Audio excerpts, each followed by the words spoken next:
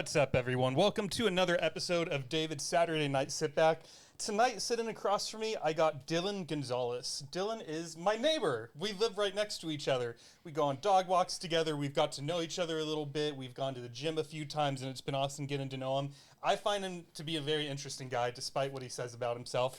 To give you guys a little sample of what we're going to be talking about tonight, Dylan is an educator and a promoter of crypto literacy, so we'll probably be talking about some Bitcoins and things along that nature. Along with that, he is also a blue belt, and he is an active MMA fighter, and we'll talk about his journey in that realm of things too. But with all that being said, Dylan, thank you for being here tonight, and welcome to your episode of David's Saturday Night Sit Back. Hey, David, thanks for having me, brother. I'm really glad to finally get to sit in the shop that you got here. It's a wonderful studio. Hope I can have a nice studio like this one day. You can. Cheers. First of all, thanks for being here. Oh, yeah, brother. Hell yeah. Want to let everyone know what we're sipping on? Yeah, I was going to say they're not a sponsor yet, but if you would like to go try some Lumineer Mezcal, it is the only Mezcal I've drank in Austin, Texas. Because I had a guest over, Tom Barvik, this guy, who comes up way too frequently on this show, and he asked me for his episode if I'd specifically have some mezcal on hand. So I went to the store, did some picture shopping, and we both loved this one so much. I'm one of those kind of guys where if I find something I like, I just get the same dang thing over and over and over. Dude, I understand completely. I hate having to make decisions. So, like, I'm looking at my wardrobe, like, what to wear over here, you know? I'm like, because most of these shirts I just got from, like, conventions or huts or whatever. Like, I haven't bought a T-shirt in a while. So I'm thinking, except for that six-pack of white shirts I told you about, because I don't have to make a decision. It's like, oh, grab a white shirt, let's go. So I'm thinking, as I'm upgrading my wardrobe, I need to get rid of these old clothes and just replace them with nothing but white or black shirts and just start ripping them off there so I don't have to, you know, talk about any logos or anything like that and not waste time having to pick something out in the morning. Just grab it and go. Yeah. You sound like, do you know the brand Gymshark? Maybe I've seen, it sounds familiar. I've seen possibly an ad on Instagram or something. So the owner of that company literally wears, what's allegedly, he wears the exact same outfit. Pull that up. Every single, Jamie, pull it up. First fact of the night. He wears the same thing every single day for the reasons that you just said. So it's a black button-up shirt, a black jacket, black pants, black shoes. And so he has zero decisions to make in the morning because it's just the... I imagine it saves a lot of time, and he's able to get on with the day. Sometimes I feel really crunched for time in the mornings, especially like this morning. Why were you crunched for time this morning? You hit that snooze button a few too many times? No, that wasn't the case. I was on the toilet too long before I had to get to the gym, so I like to depart to the gym by 6:30, but I didn't get to leave till 6:40 today. On account of stomach fluctuations. Stomach fluctuations. Do you drink coffee before you go to the gym? I do not drink coffee. No, I raw dog that shit. What time do you get up? 6 o'clock. What do you consume in those 30 minutes? In either water. Food, just water. Water. I don't eat breakfast till afterwards. And while you're at the gym, what do you drink? Water if I feel thirsty. Do you take aminos? No. Branched chain amino acids? I eat eggs. A lot of my breakfasts are eggs focused. Jamie, pull it up. What kind of BCAAs are in eggs? Man, there was my friend sent me one study on eggs. I can't remember the name of it or anyone. Hopefully someone could look at it. But group of people who ate more eggs and the people who didn't eat eggs, the people who ate more eggs got more stronger. So I like to incorporate eggs in as much as I can. Don't know why. I think the study said something about branched chain amino acids. So let's eat those eggs, brother. Go ahead. According to the World Wide Web, it is well established that eggs are one of the best dietary sources of high-quality protein, with all of the essential amino acids. Excuse me. Yes. Yeah, sweet deal. So, yeah, eggs. And as far as, like, electrolytes go, I like to consume electrolytes, but more so around jiu-jitsu time whenever I'm sweating. Because in the gym, I honestly don't sweat that much even when I get a good pump, just because I'm only pressing so hard for a limited amount of time. It comes out and it'll dry off. Right. It'll come out and dry off. But in jiu-jitsu, I'm pooling sweat. So I like to have electrolytes before jiu-jitsu and sometimes during jiu-jitsu while I'm sweating a lot. But other than that, before a workout, it's really just water. I don't like pre-workouts or anything like that. If anyone gets disgusted by sweat stories, you should click off now. But one of the things I love about the sauna, I'm up in my time. I've upped it to 25 minutes. That's amazing. And dude, I try not to look at the clock, so I set a timer and then turn it off. So I just wait. Clock's your worst enemy. Yeah, right. And it goes slower when you watch it. Mm-hmm. It's a true thing, you know. It's like watching paint dry. But I think probably between like minute 10 and 15, if I had to guess. I won't be sweating. I'll be sweating like a little bit, but then somewhere it gets to this point where my body just like releases it, and I just feel it like just start pouring down. Out of every single orifice there is, right? Yeah.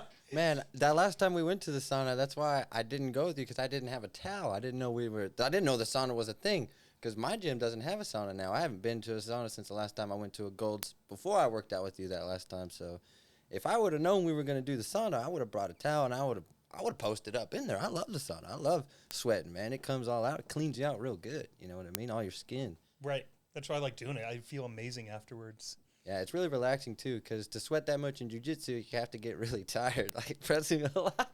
But in the sauna, you can just sit there and chill. It's really relaxing. The only thing that I don't like about it is it kind of ruins my headphones. So you have to go in there with, like, a exterior source of music, because everything in there gets so hot. You know what I mean? What kind of headphones do you wear? Well, now I have AirPods. I'm not taking those in there, but I've ruined a perfectly good pair of Skull Candies before, just from overtime sitting in there, just taking them in there, listening to me. I would even leave my phone outside. I see other people take their phone in there, but I leave my phone outside, but over time my headphones just stop working. The batteries just stop charging. Why go ahead. Pretty sure it's because they got too hot. Why won't you bring your AirPods in there? Because they cost a lot of money. I'm not going to risk ruining them. My girl got them for me for my birthday. I would actually not ever spend the money on AirPods. I've never owned a pair before my girl got me this pair for my birthday several days ago. So I'm definitely not going to risk taking them into the sauna. You're making me rethink my daily choices. Do you take your AirPods into the sauna? Every damn day. Well, some people have better luck than others, because I've had one friend wash a pair of AirPods, and he said he dried them too, came out fine. And my girl he just left them in the pants pocket. My girl did the same thing, but hers were ruined. She had to buy a new pair. So, I guess it really just depends on the circumstances. Everyone's going to be different. They're all built similarly, but they're all going to end up breaking in different ways. Yeah.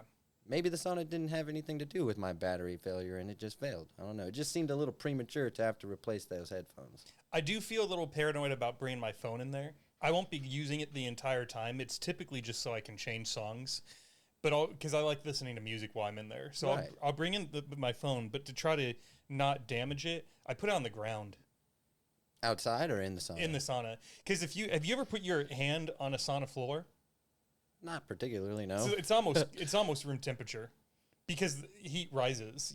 So even though you'd think the whole room would be hot, it's a little cooler at the bottom. Base inch at the bottom, it's same temperature as it is outside.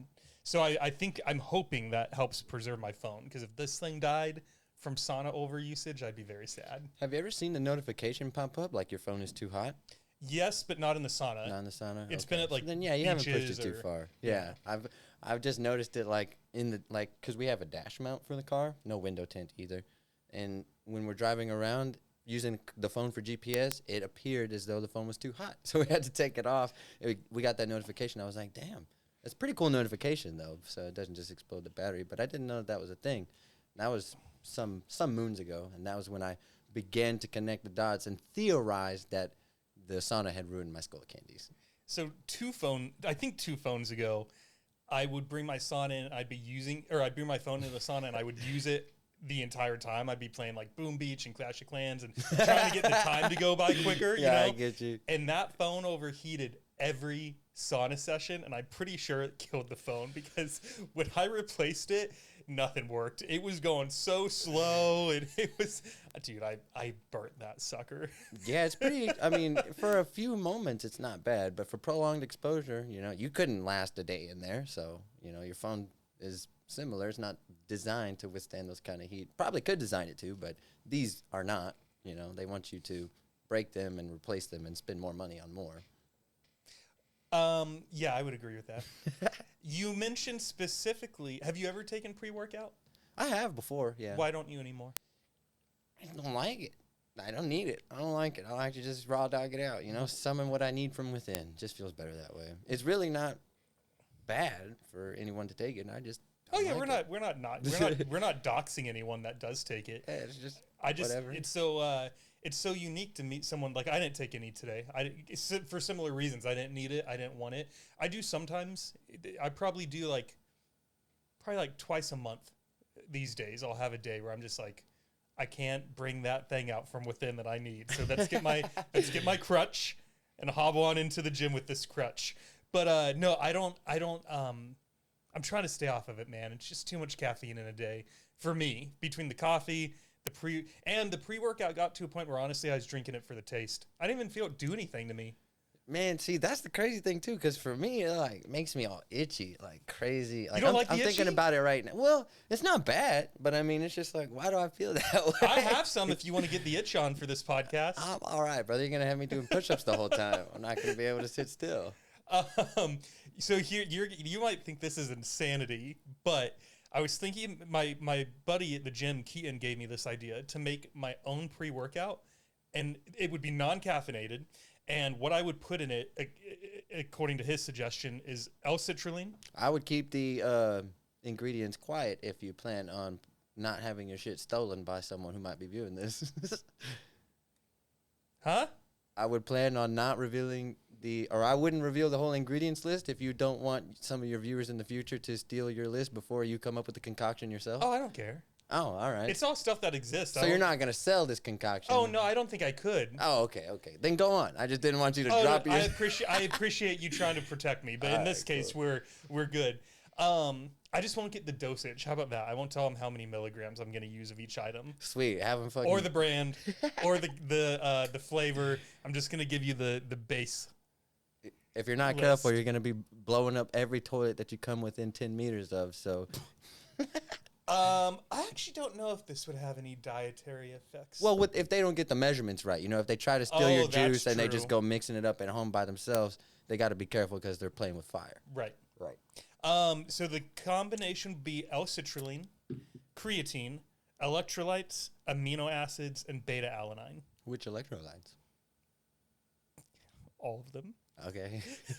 That's good. You mean brand, or what do you mean? Well, I mean, there's a number of electrolytes. I'm not familiar with all of them or what they do, but I'm knowing that there's more than one type of electrolyte.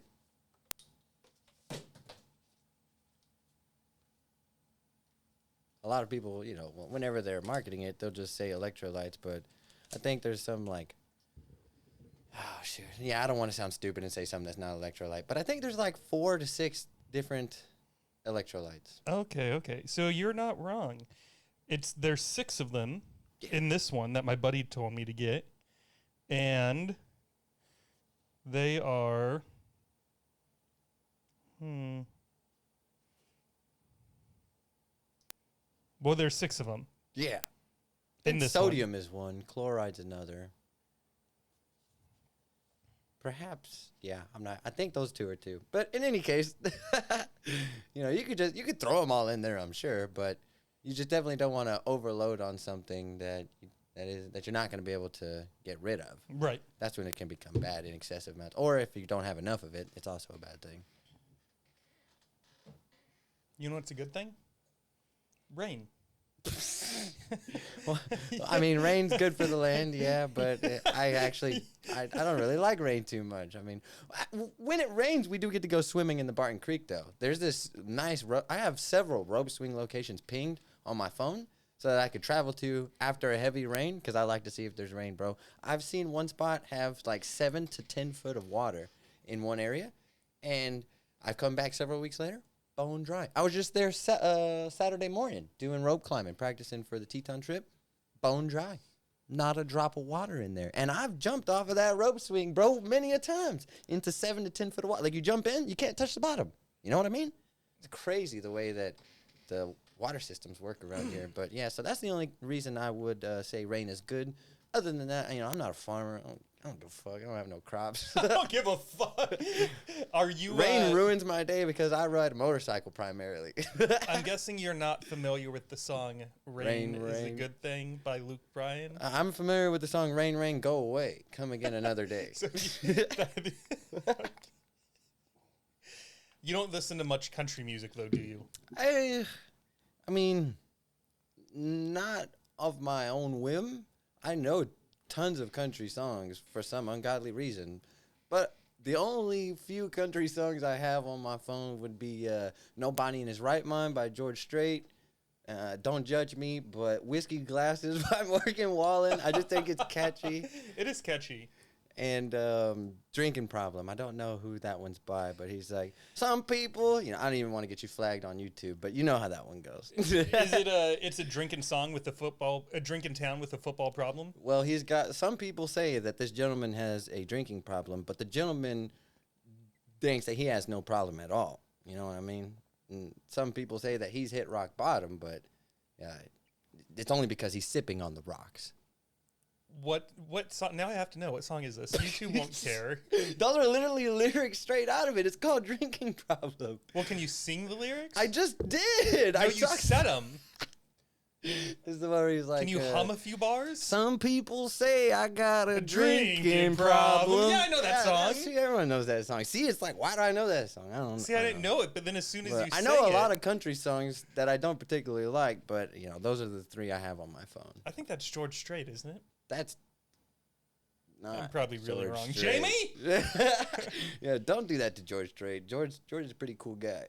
Well, that wasn't like an insult. That's a popular song. Well, yeah, but If that's not George's song, he it heard might that be comment. his. I might be the one who's stupid here. I don't know, but yeah, George Strait's a hell of a musician. I know that. He's respected. I don't know all of his works, but I mean, if you gathered a room full of Texans and you said, "Who's George Strait?" a lot of them would say, "Oh yeah, I know George Strait," and then probably rip out 2 or 3 songs from his, like a whole album, probably. Are you a Texan? Well, I mean, you got me cornered. I know who he is. You are literally in my corner. I know who. Yes, I'm a Texan, and I know who he is, so I guess the statement's true. I mean, I would. Well, I wasn't asking in relation to George Strait. I was just asking to ask, like, is this where you were born? Oh yeah, I was born in Texas, born in Port Lavaca, Texas. Yeah, so you're a Texan. Yeah, I'm a Texan. I don't meet very many of these. It's like a. Well, you don't meet very many Texans? I have not met a lot. Bro, we live in Texas. But you'd be. Oh, we live in Austin, so there are a lot of transplants. If we went through the 70 episodes that I've recorded, I bet you under 10, maybe under 5 of those 70 people were born in Texas. Texas, baby. Rep my state. Man, look at that arm. Your bicep looks great, bro. Thanks, bro. I appreciate it. Look at that thing. Appreciate it, bro. I work on them, you know what I mean? Arms Day was Friday, so The pump's still going. if we would have had this podcast Friday at noon, I would have been looking jacked. But You would have broken the screen. Yeah. The cameras were I thought about shattered. wearing a plain white muscle shirt or a Under Armour shirt over here, but then I already had the white sweats on. I was like, that's too much white. I want to look like I'm trying to, be out of pocket with too much white. So I just chose a black. And that's where we got back to the decisions. It's the looping back to that one. I hate making decisions, man. The white one, the new ones that I always say you look jacked in.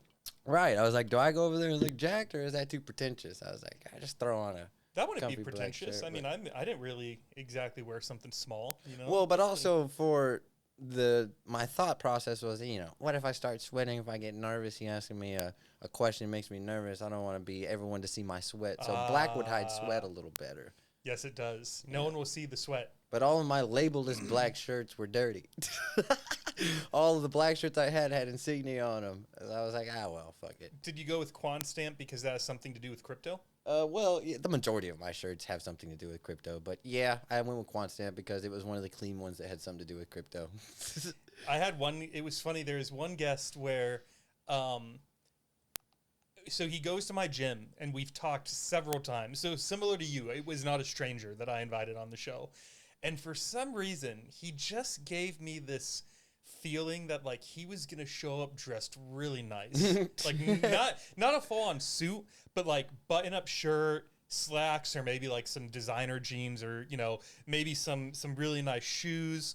And he shows up. He came over right after his workout, and he was wearing something like purple basketball shorts, and a shirt that right across the front in big bold letters, I think it just said "dirty." Maybe it said dirty. Maybe it said DGK, or did it definitely say dirty?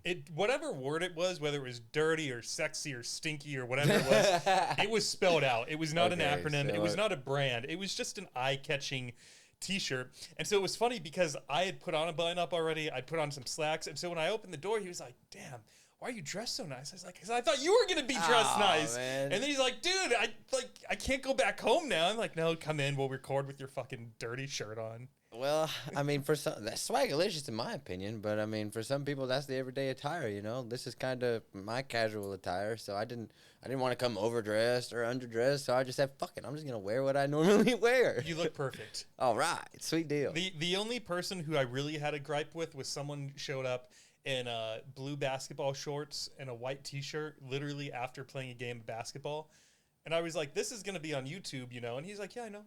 It's like, "You want me to grab you one of my T-shirts?" He's like, "No, I'm good." And I almost wanted to put in, like, in that email invitation that I send out, I almost want to put in, like, no dress code required, but basketball shorts and white T-shirts are banned. Bro. No more. You can't look like you just left the high school locker room. Not on DSNSB. If I ever come onto this show again, if you'll bless me with that wonderful opportunity, I am going to wear basketball shorts and a white T-shirt. You're not getting in right now. I thought about not saying it and then just coming on the show like. And that's the white 5 months T-shirt from is now. like at least a small, so I can admire your pecs and your shoulders while I was going gonna to say I could cut. That's I could cut a hole out for the breast, like we had a conversation at the gym that one time. So that way, the nipples will be out. yeah. Oh, you can wear whatever you want if I can see your nipples. Yeah, with the long sleeve, I just cut out the. Just a little bit on the teat. I could do like the ski mask with dual eye cut or the uni eye cut. So we could go dual pec or uni pec, you know, with the cut. Ooh. So whatever you think would Dual be pec. more appealing to the audience. I guess. Forget I the guess- audience. This is all about me right now. I was gonna say. I guess I'm we the could one ask the sitting audience. here looking and at then, you for an hour or however long we talk. well, they're gonna be looking at me too. Shit, you think they're gonna be looking at you? They see you every week. Spotify doesn't see anything. Well. Neither do the Apple podcasters, and that's probably like a 50% of the listener. Well, base I right there. guarantee you, if they're listening right now on Spotify or YouTube, that they're opening up YouTube so they could see what these titties look like. Oh, they are. Especially after I made that comment about your pecs and your shoulders. You know, everyone bounced over to YouTube. It's like, who is David talking to? I can't believe how ruthlessly we're promoting my OnlyFans right now. You know what's funny? I actually found a guy on Instagram who had like let me give some backstory to this. Do you know who Theo Von is? Yes, I do. Do you ever listen to This Past Weekend? I know that's his podcast, and I see snippets of it, but no, I don't listen to the whole deal. That's fine. It's not about him. It's about us tonight. But he had on a sex worker, and they didn't give her name. She even came. Was she like all blacked out and talking with a voice changer like this? Sort of. She had on the biggest glasses. She wore like a baseball hat that she pulled like extra tight. She had on like one of those trench coats with like the flared.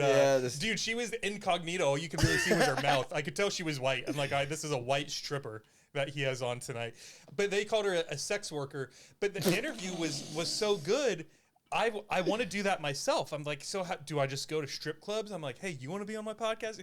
But finally, I came across an account of this guy, and he was promoting his OnlyFans, and I invited him on. I wrote him a message, and I was like, hey, brother. You got a guy sex worker on the show? I tried. He never responded. But I just wrote him. I was like, I see you have your OnlyFans. I'd be really curious to dive into your world, why you do it. You know, is it profitable? Is this something you want to do? Like anything you'd be willing to talk about, I'd love to discuss with you. And maybe it was too forward of an invitation because he never wrote back. Perhaps, some people aren't really capable of dealing with straightforwardness like that, or maybe you'll make them invoke some type of thought that will trigger an emotion in themselves that they weren't ready to handle or process, and they're like never really thought about those questions themselves, and then so you put those questions on the table for them, and they're like, why the fuck am I doing this? You know what? And maybe, and they didn't like their own answers, so they're like, that's potentially what could have happened. Some people are just not able to, Made him so be so straightforward. That's why some people are naturally like that. It's a good idea to think about it that way. He's like, I fucking hate my life. I don't want to talk about this on a podcast. I feel stuck. I have no education. I'm just fucking paying to have sex with strangers all day. I hate this. I mean, I couldn't imagine a scenario where you'd want to do that primarily, you know. But you know, maybe he did want to do it primarily. Fuck, I don't know. Maybe he just saw your shit and he's like, this guy's weird. It could have been, you know, could have chalked it up to that too. Oh, I totally think that. Probably. Maybe he thought you were trying to sleep with him or something. He's like, this is the weirdest. What do you call that? Whenever you're like shooting your shot, this is the weirdest shot I've ever seen. You know, I have thought about that. Like, if I wanted to get to know someone better, just invite them on the show. But I was like, nah, because then what if it's a boring interview or I don't know. You know, well, if it's a boring interview, you never have to post it. You know what I will. You can post it to like unlisted and then just share them the link. So that it's never actually having to be viewed by your subscribers. Oh, but then the guest thinks it's posted. Yeah. So he's like, oh, man, because, you know, if he's waiting for it to come out and it never comes out, he's going to be like, well, what the fuck? This guy's doing with that video footage, you know? Yeah. I did just talk with someone who is going to be a guest on the podcast, and he did say that a guy asked him to be on a podcast at, like, a trade show or something, and he said, like for, like, trading, like, the market? No, this guy is actually, he's in your tribe. He's an MMA fighter. So what are they trading? No, like a trade show, you know, where there'll be like supplement vendors, gyms. It's when like a health and fitness expo where all these different companies are showing like the newest, latest, and greatest boxing equipment, gear, supplements. Like I see. So he said there was a guy there who recognized him, came up, asked him to be on a podcast that evening after the trade show was over, and he said sure. And what he didn't really think about is everyone traveled to this event, so the place they hosted the podcast was in the guy's hotel room. So he's like, I got up to the hotel room. It's a little weird, but I get it. Like, we all traveled here. You don't have your normal studio with you. But he said the guy started asking just like a lot of personal questions during the podcast. He didn't give me any examples, but like stuff that's I would have to imagine if I was like, so Dylan, how long is your dick? Well, I mean, I could answer that. What does this have to do with crypto or MMA? Everything, Dylan. But he said it got weird, but he thought the interview went like good. Like he answered all the questions fine. And then the interview never went live. Guy just never posted it. Well, see, that's what I'm saying. That's strange behavior. So for that other gentleman, if you had him on the show or any particular gentleman guest in the future, if you know you do the deal and you're like, man, that just wasn't it. You can just go through with that simple, easy. Just I think it's called like unlisted is the setting. You can see it when you type it. It's like public, members only, or that other option. And then no one will be able to find the video unless they have that URL. But the guests think it's live. If you send them the URL, they won't know a fucking difference. That's true, because I can do that. Yeah. They're like, hey, here's the video. And they're like, oh, yeah, cool. You know what's funny about this is I did have one episode that I didn't post, and I called the guy, and I just told him, hey, I have to burp again, sorry. I was just like, hey, I don't know if you were off or I was off or a combination of both, but I told myself when I launched this podcast, if I wasn't proud of an episode, I wouldn't release it. I re-listened to ours. I just didn't really like it. So I thank you for coming over, but I'm not going to post it. And he was like, all right, thanks. Is that it? And I was like, yeah, man, have a good day. And he's like, all right, bye. And it did make me wonder. So I don't think it was me. I think it was him. And it almost made me wonder if he felt like, here's why I didn't post it. I felt like everything he said was a lie. He wasn't being genuine. I felt like he didn't even believe what he was saying. Oh. And I almost wondered if he's been like called out for that a few times. And if the reason he wanted to get off the phone real quick was because he was like, damn it. Trying to avoid being called out. Yeah. I mean, I don't know what to say. That's why I always try. I told you I'd always be an open book if you ask me any questions. It's hard to fucking... I've tried to keep up with lies before. It's fucking miserable and it's hard. So at this point, I'm just, I just am who I am. You know, if you don't like it, go on then. Click off. Yeah, if you don't like it, we could just fuck off, no big deal. Click So, off, fuck off, go on, I get. found it much easier to live my life just the way I want to. You know, I don't try. I don't think I'm a bad person. I try to live life as a good person, a peaceful person, but just the way I want to now. So I'm just like, if you don't like the way I live, that's fine. We don't have to, you know, not you in particular, but anyone who I may cross paths with in the future or I've already crossed paths with, just like that's what it is. I just am not going to tailor to, because sometimes I have friends, like one of my really close friends, he will behave differently in front of different friend groups. And I'm like, dog, you just got to be you know what I mean? That shit is taxing. So it's not like, he's not like lying to anyone, like, you know, trying to keep up with the lie or remember or not just, that's why I'm saying, just comes back to being genuine. Just like, be you, bro. I don't know why he tries to put on different behavior in front of different people. Like trying to, he'll recognize the crowd, which is a good skill, but then he'll tailor to it instead of being himself. So I don't know. People like that may come off as disingenuous, but they also may mean well. Because I know this gentleman, he's a good friend of mine. He means well. But to someone who doesn't know him, may just seem like a total fake, as they would say. Or phony, you know, whatever. Yikes. So maybe that guy, he was just trying to put on some facade or something that he's used to displaying around a different, like the podcast type or something like that. You know what I mean? Like he could identify the podcast type as, oh, I need to display this certain behavioral traits or patterns. Potentially. I don't know. Again, I don't know this gentleman. I really don't know him either because I only got to know. So you don't know this because we met differently. But most people get invited through Instagram, and if they say yes, we then jump onto a phone call. Sometimes the phone call is 10 minutes. Sometimes it's an hour. You got to shake them down and see, you know, if they are and what they're about and things like that. You got to feel them out. Yeah. You can tell a lot about someone from a phone call. But you and me, we walk on the trails. You know what I mean? That was the way we met. So we skipped the whole phone call part. Right. Yeah. We had plenty of conversations for me to know this guy's cool. I want him on. I'm glad you think I'm cool. I do think you're cool.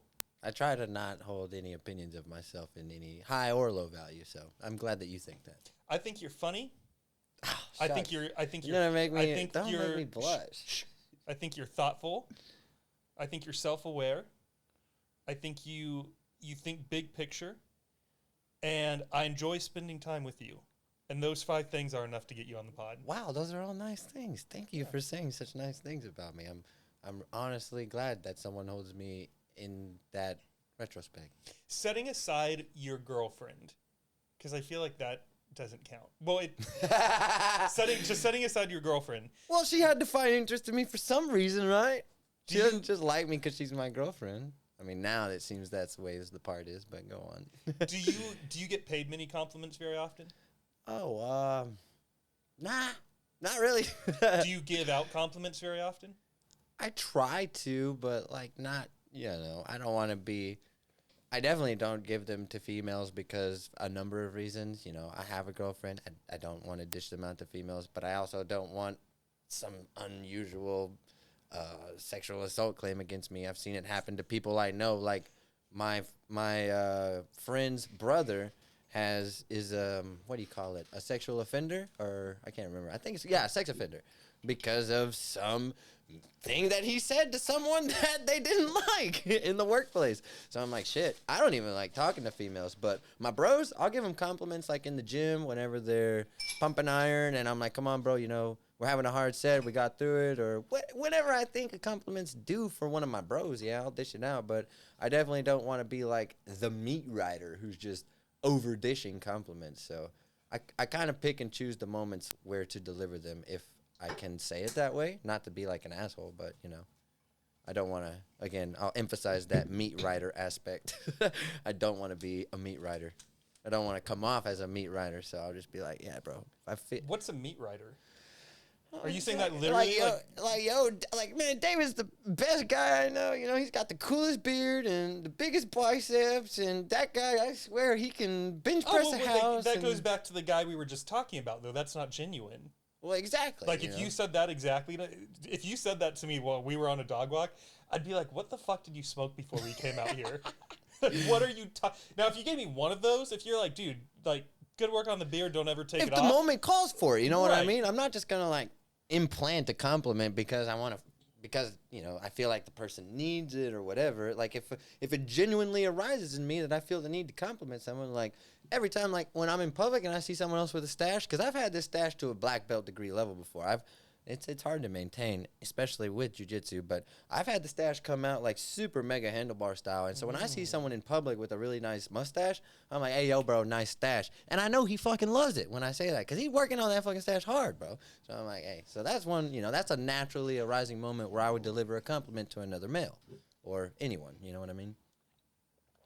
I wouldn't want to artificially deliver a compliment. That's a good way to put it.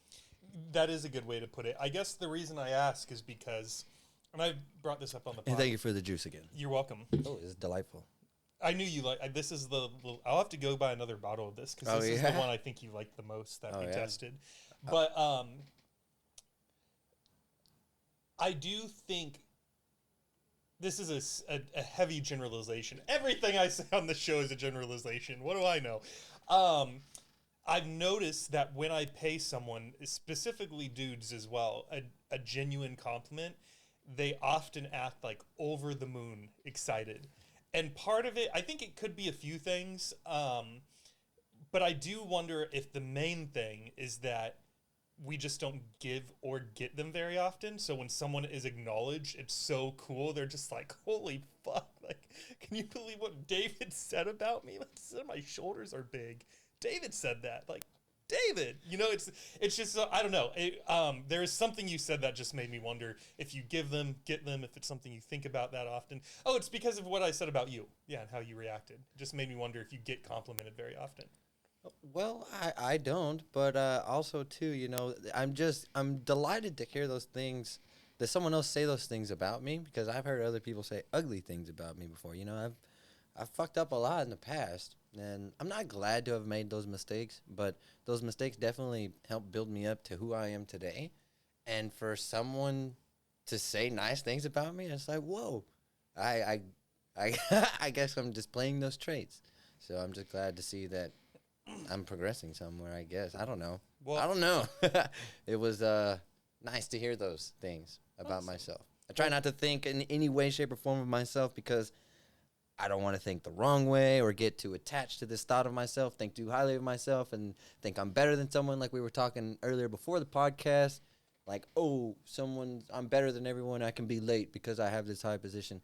And I don't want to think lowly of myself because that's a depressive thought of thinking or a depressive way of thinking. So just try to remain absent of thinking for myself. And again, I'm delighted to hear you or someone, not particularly you, but you in this instance, see that I am trying to make positive changes from the negative ways in the past.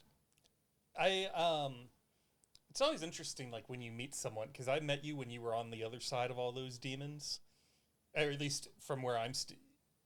Is that so? I think so. How is that for you? Well, that's what I'm saying is, like, I wonder if of course my perception of you would be different if I've known you for 10 years than versus like the 6 months that we've known each other. But has it been 6 months already? Well, we're in June. Did we know each other before Christmas? I was gonna say, don't ask me that because I don't know. I would say maybe 5 months, 5 to 6 months, because I think we probably met after I got home from Christmas. So that would be like early January.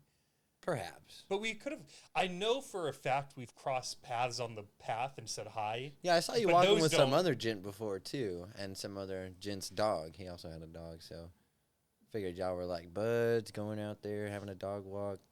But I've also seen that other bloke out there as well, so I'm pretty sure he lives close by. The same guy I used to walk with? I can't remember his name, bro. I don't know. No, I'm not asking you to remember his name. I'm just asking, is it the same guy? Yeah, the same guy you used to walk with. He lives across the street, yeah. Oh, okay. And whatever that place is called. Yeah, I've seen him walk around a few times before, so I'm like, oh, yeah, he must live close by. They both must live close by. Yeah. Till we got better acquainted. But no, man, man, that's interesting because I feel like I've been on the path of discipline for some years, at least since I landed in Austin, and I've battled with my demons, so to speak, considerably some time ago. I don't know, so that's interesting to say. What changes have you seen in me over the 6 months, if you could... point them out. No, I haven't seen any changes. That's what I'm saying is like I feel like I met you at a point where you were pretty well established. Like you have your dogs, you have your lady, you have your fighting, you have your crypto, you have your job. So I'm saying like I've only ever seen those 5 words that I use to compliment you. That's all I've ever known. I've never known I thought you an said irresponsible Dylan. I've never known a disloyal Dylan. Like whatever things you've battled with in the past, I never got to see any of those. I've only heard stories, right, of you telling me like those items. I'm glad you haven't seen. So I'm saying I almost like that I met you when I did because I only know the current version of you who's just crushing it at life. My apologies. I thought that I had heard that wrong, I suppose. I thought that you'd like said that you had met me while I was going through those demons instead of after. I was like, damn. When I first met you, you were a piece of shit. Well, I just thought maybe I came off as like depressed or something. No. I articulated that badly. I apologize. That's all right. I'll watch the tape and see if it was my mistake or yours. It was both. I'm just messing with you. We're one drink in and drunk. Yeah, I'm just messing with you, brother. I'm not going to assign blame. You haven't seen Invincible, right? No. Is that the Tom Hardy one? It's I don't know who wrote it, honestly. It's a TV show about some superheroes. It's a it's not a movie cartoon style. About fighters. It might be. There might be a movie named Invincible, but I'm particularly talking about the TV show. In any case, there's this arc era in there where they're on this planet and they're dealing with these people called the Thraxans, and the Thraxans don't assign blame. And even though it's just a TV show, like, it's so funny because people say that I've talked to people about like shows like Naruto, and I've just taken different things and pieces from different animes. Like, people talk so much shit about animes. I was one of those people who used to talk shit about animes until I got into them myself. There's always something that you can take from there and learn if you want to. And from the Thraxans, I learned that we don't assign blame. So I was totally just joshing with you, and I just want to, like, whenever you're able to remove blame, like, life comes kind of a lot easier. One of my friends, if I can go on one more side note, he wrecked his truck coming to jumpstart my car one time because my car wouldn't start. If I didn't ask him to fucking come jumpstart my car, his truck would have never got wrecked, and he would have been potentially in a way better scenario. But he never once said, man, this was your fault. If I would have never went to fucking go jumpstart that battery, I'd be having a truck. Never once did he say that shit. And the Thraxans never assigned blame. And I can't say that if he would have tried to blame me, it would have put stress on the relationship. I don't know how I would have reacted, but I'm grateful that he didn't put stress on the relationship and that he was able to not assign blame at that time, and that I'm able to see now we shouldn't assign blame. Whatever happens, happens. You know, don't cry over spilled milk is what they say. So I'm not going to cry over any spilled milk. Whoever fucked it up, fucked it up. But whatever the misconception was, I'm really glad that I didn't come off as depressed whenever we first met. Because I was like, damn, I've been working really hard on myself. No, I've always seen you as sort of a maybe not happy-go-lucky, but a pretty jolly guy. I think your birthday, when I asked you, are you happy? That was the only time that you were sort of, I could tell you were wrestling with some of the things we talked about. Other than that, though, most of the time, you're a happy dude. Oh, yeah, I am genuinely happy. You know, I don't have any problems. I don't try to have problems with anyone. That's not a good way to live. It's much easier to just, I don't know. I'm not going to tell you to love everyone, but it's easier if you just go through life without hating everyone and as little resistance as possible. So that's the way I want to do it. I like to be happy. One of my friends, to comment on what you just said about hating, one thing that he worded once that he put in a frame for me was that you don't have to like everyone you meet, and you also have to remember not everyone you meet is going to like you. And if you can accept that simple fact, you'll be a lot happier. And it doesn't mean I have to hate you. It just means that me and Dylan don't get along for whatever reason. We're either similar, funny, that's perfect. But, you know, that's fine. You're not going to be friends with every single person on this planet. And if you go through life wanting 100% of the population to accept you, you're almost setting yourself up for failure. You are setting yourself up for failure. And even though that was a really simple phrase, there's something about the way he worded it. And I was like 32 or 33 when he told me this. And I was like, God damn, I wish I would have had this conversation with you 10 years ago. It would have saved me so much angst and strife and pain and regret. And yeah, I mean, it's such a I don't have to like everyone, and not everyone's going to like me, and I'm okay with that. Yeah, dude, it's just the way it is. If you try to please it, you can't be a people pleaser. I spent a long time trying to be a people pleaser too, and I lost sight of who I was. So I had to rediscover myself, man. And I'm not gonna lose sight of myself again. It's hard. It's hard to figure out really who you are and what you want whenever you take away, like, some people are fortunate enough to grow up with friends, and those friends weigh heavy on the decisions they make, and they make decisions with those friends in mind. But if you're able to isolate the self and think about the decisions that are necessary for self, you're going to find out that you're potentially going to make some different decisions, you know? Maybe they won't be different decisions, but those around you can definitely influence them. And so if you don't like someone, you know, fine, don't keep them around. If you do like someone, you have to make sure that when you are considering your options, that's something that I was going through recently, that they're your options and no one else's. Yeah. You know what's funny, guys? I'm going to talk to the audience for a minute. Is Dylan thought that this podcast was only going to be an hour long, and we're 45 minutes in and haven't even brought up one of the two main topics that I wanted to talk about with you. Well, I had no clue, guys. I mean, I've done his some way live of streams saying before. he didn't watch a single episode before showing it. Of course I didn't watch a single episode. Why do you think I got time for this? I'm just playing. Maybe playing. you listen to one. It's either so. What's hilarious? You just brought up something that I feel I'll like watch this episode. You narcissist. People often do watch their own episodes. I have watched my own when I've been a guest on other shows as well. But I feel like the guests that I've had on fall into one of two camps. They either like pull up the Instagram while they're driving here because they have no idea what the show's about, and they're like, let me get a feel for this before I show up. That's happened dozens of times. And then I know that Nat is bothering me too. Next time he comes over, I'll snatch him with one hand. Or the other guest is like a loyal listener.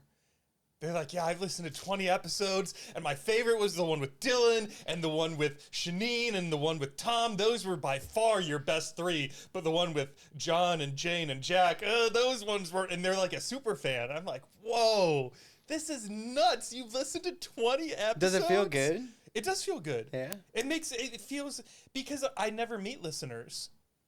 So when someone shows up and not only did they take the time, but then they continued listening because they genuinely enjoyed what we talk about, That's and then they're super here cool. talking about it with me, to have other people, because I don't have anyone to talk to about this. I talk with Thad. So when someone else shows up and starts saying specific things about Dylan's episode and the section where we were talking about battling our demons and not accepting everyone, it's weird. It's almost like I'm in a twilight zone. It's like, oh, people are interested in our conversations. That's what you're here for, right? Yeah. To provide interesting conversations, or at least try to. I'm doing my best, guys. I hope it's working for you. It's been very interesting. I mean, the time's flying, and because it is flying, I want to talk to you about something we have never talked about on a single episode of the show before.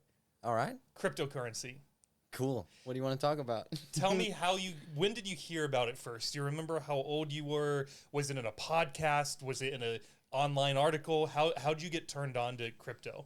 All right. So the first time, I can't remember how old I was, but I was in high school. The first time I heard about it, there were these headphones called Turtle Beaches. I don't know if you know what those are or not, but it's like a gaming headset. And so they were on sale if you were using Bitcoin to buy them. So it was like one of the it was not one of the first uses of Bitcoin, but it was in early stages where you could pay for things with cryptocurrency before a lot of regulation came through. And they were like, yeah, dude, you could save if you use Bitcoin. So we're like, what the fuck? Let's buy some Bitcoin and let's get the headphones and we'll save, right? So I actually had, terrible mistake, 8 Bitcoins left over. And I was in high school at the time when we bought them, and it didn't really matter because we just got the headphones and we were done with it. And then so that was like one of my first times ever being exposed to Bitcoin. Was in high school.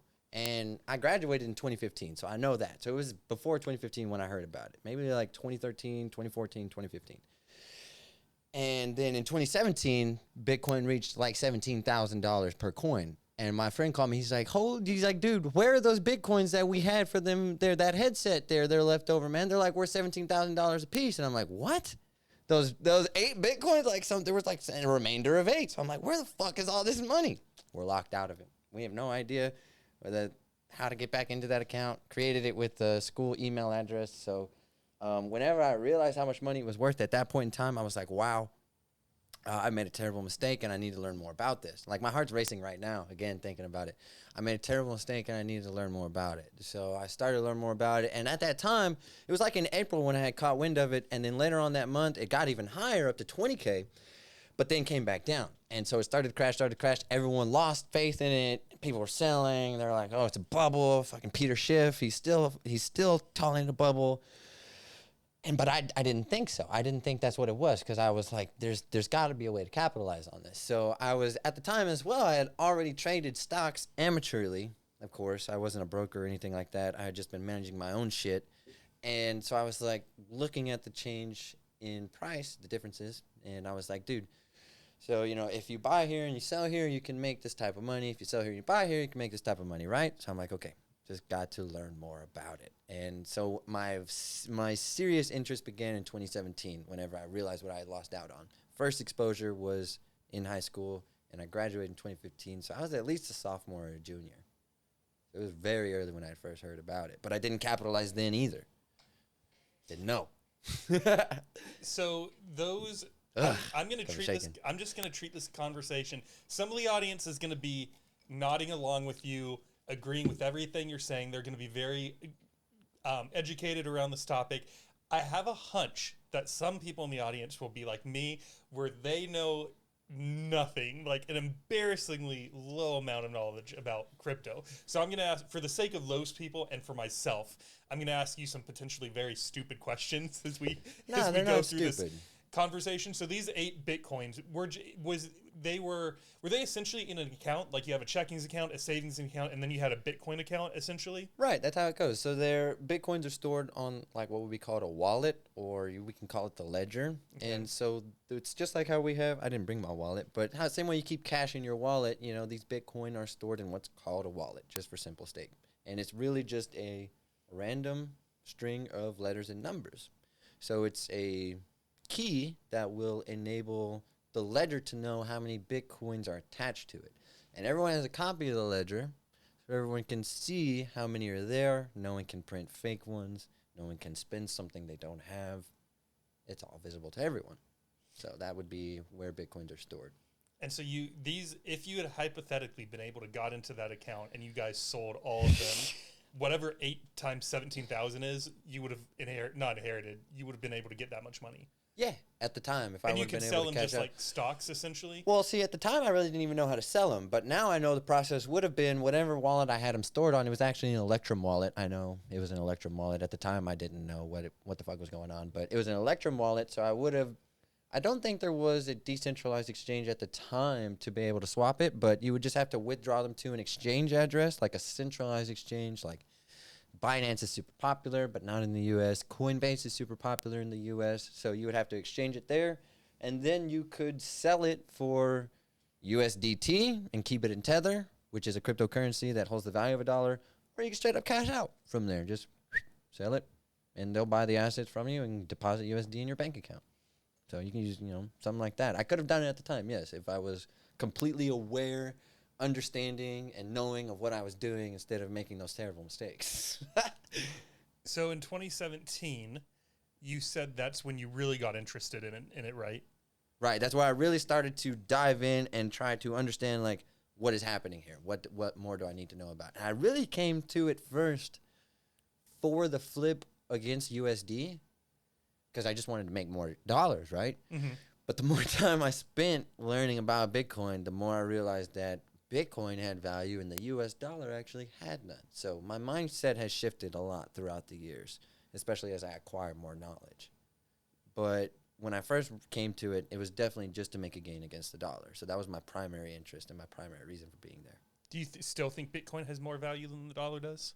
Absolutely. Yes, the dollar has no value whatsoever. And I can break down quickly the history of that and why it has no value, but it's really hard for some people to understand.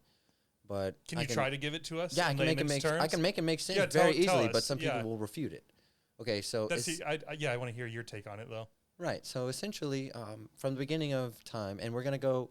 I will reference both the humans' history, which humans will go from our last emergence of the Ice Age, about 13 to 15,000 years ago, and then biblical times, which is about 5,000 to 6,000 years ago.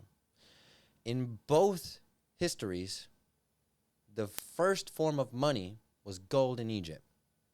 It's undeniable, unrefutable. Okay. And over the last 5,000 years, gold has been the dominating transference of value over space and time. Upon no matter what currency, no matter what government rose and fell, no matter what empire rose and fell, through the fall of all pharaohs, through the fall of all great everyone, gold has retained value without anyone having to say it has.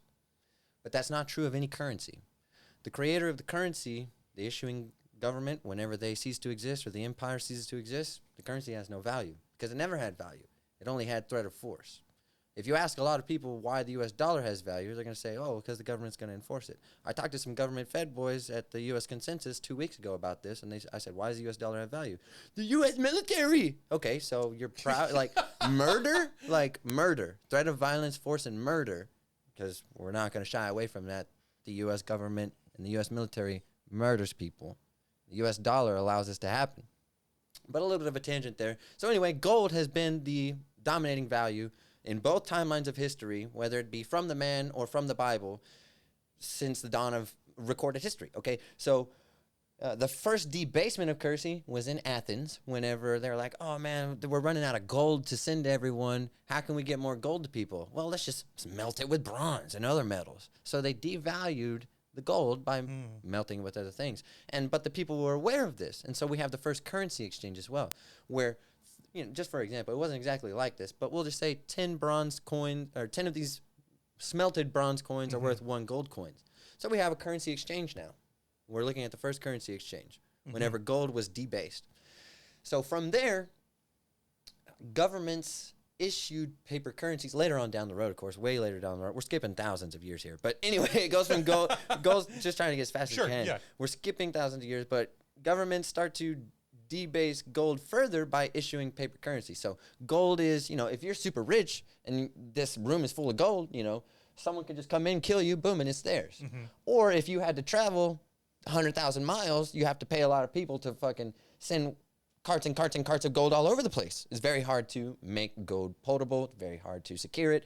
So what do the central banks do? They have the idea, hey, we'll secure your gold for you. Come deposit your gold here, and we'll issue these certificates, because the U.S. dollar, I have actually a knockoff one at my house. It says pay to the bearer on demand, because that's what U.S. notes used to be. The treasury notes used to actually represent some store of value of gold that you had in the bank, and it was essentially an IOU. So if I took this piece of paper to the bank, or if me and you traded a piece of paper, you could take that piece of paper to the bank and get gold for it. But now, it's just a piece of paper, because we're not on the gold standard anymore. So whenever we got off of the gold standard, when the U.S. dollar was not backed by gold any longer, and there was no exchange of value for the dollar, it became valueless. The only reason it has value now is because people still believe it does, and because all the merchants around us continue to accept it, but it's actually valueless. Does that make sense? Yeah. I've never had that explained so articulately before. Granted, I haven't not read. History of Money in 5 minutes. I haven't looked up a lot of YouTube videos on the history of money. But that makes sense in my mind, and I can't wait to chop some of that up for social media clips to see how much people want to shit on it. Just what happens. The truth hurts. Right. The truth hurts.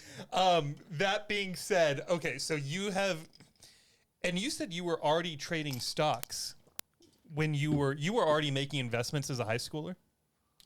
As an amateur, yes, because I realized that I was an entrepreneur and a hustler very on. I say hustler because of the illicit activities, but I was an entrepreneur at heart, and I chose hustler because I was uneducated. In any case, I realized that I wasn't going to get rich in my waking hours, and I had to figure out how to make money while I slept. I knew that the richest people on the planet had multiple streams of income, and they made money while they slept. I wasn't going to get by on a job, on a 9 to 5. I could survive on a 9 to 5, but I knew I had to create multiple streams of income and earn while I slept. So I did study, and I call myself an amateur because I wasn't able to live off of it full time. But yeah, I tried when I was young. Why do you think, and we'll get back to crypto in a second, so just stick with us, but you guys know me if you've been around for even a few episodes.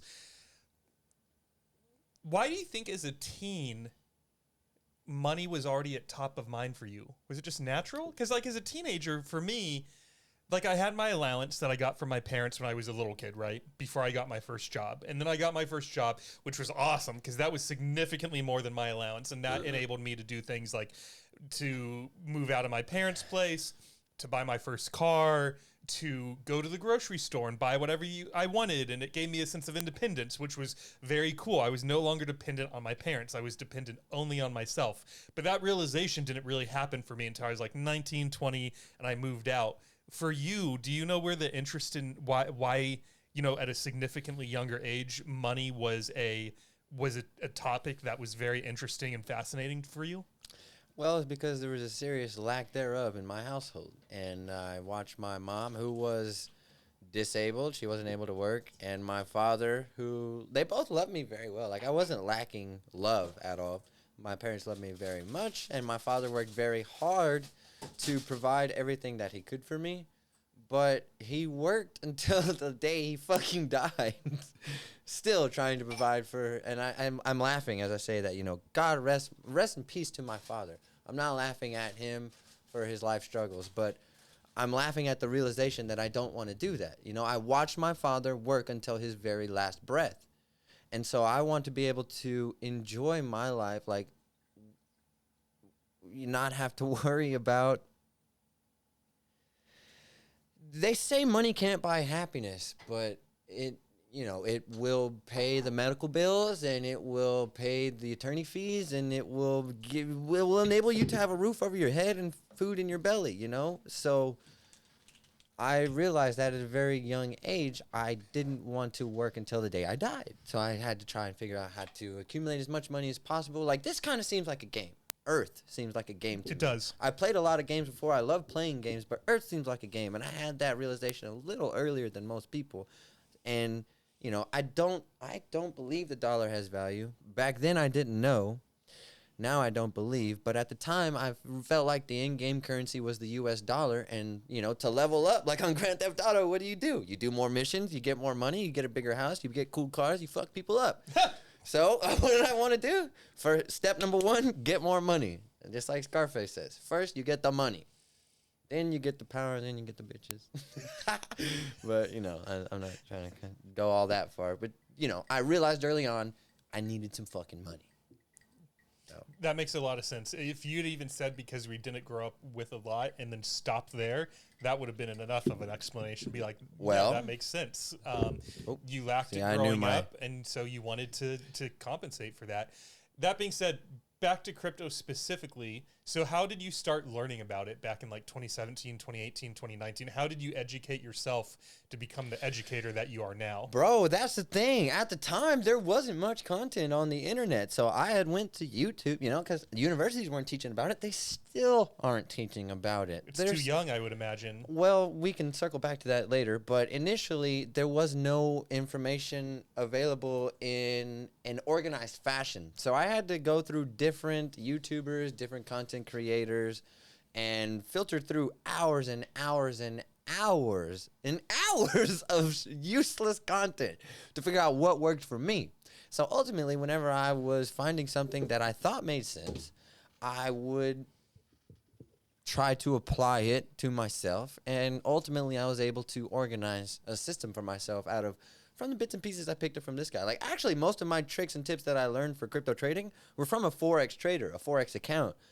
But they just so happen to work with crypto. All markets are similar, You can apply the concepts across different markets. And because crypto was so volatile, like Forex has minimal movements. If anyone out there is actually familiar with markets, Forex moves way, way, way less volatile compared to crypto markets. You can see 3 to 5% in a day in crypto. You can see 10% in a day in crypto sometimes.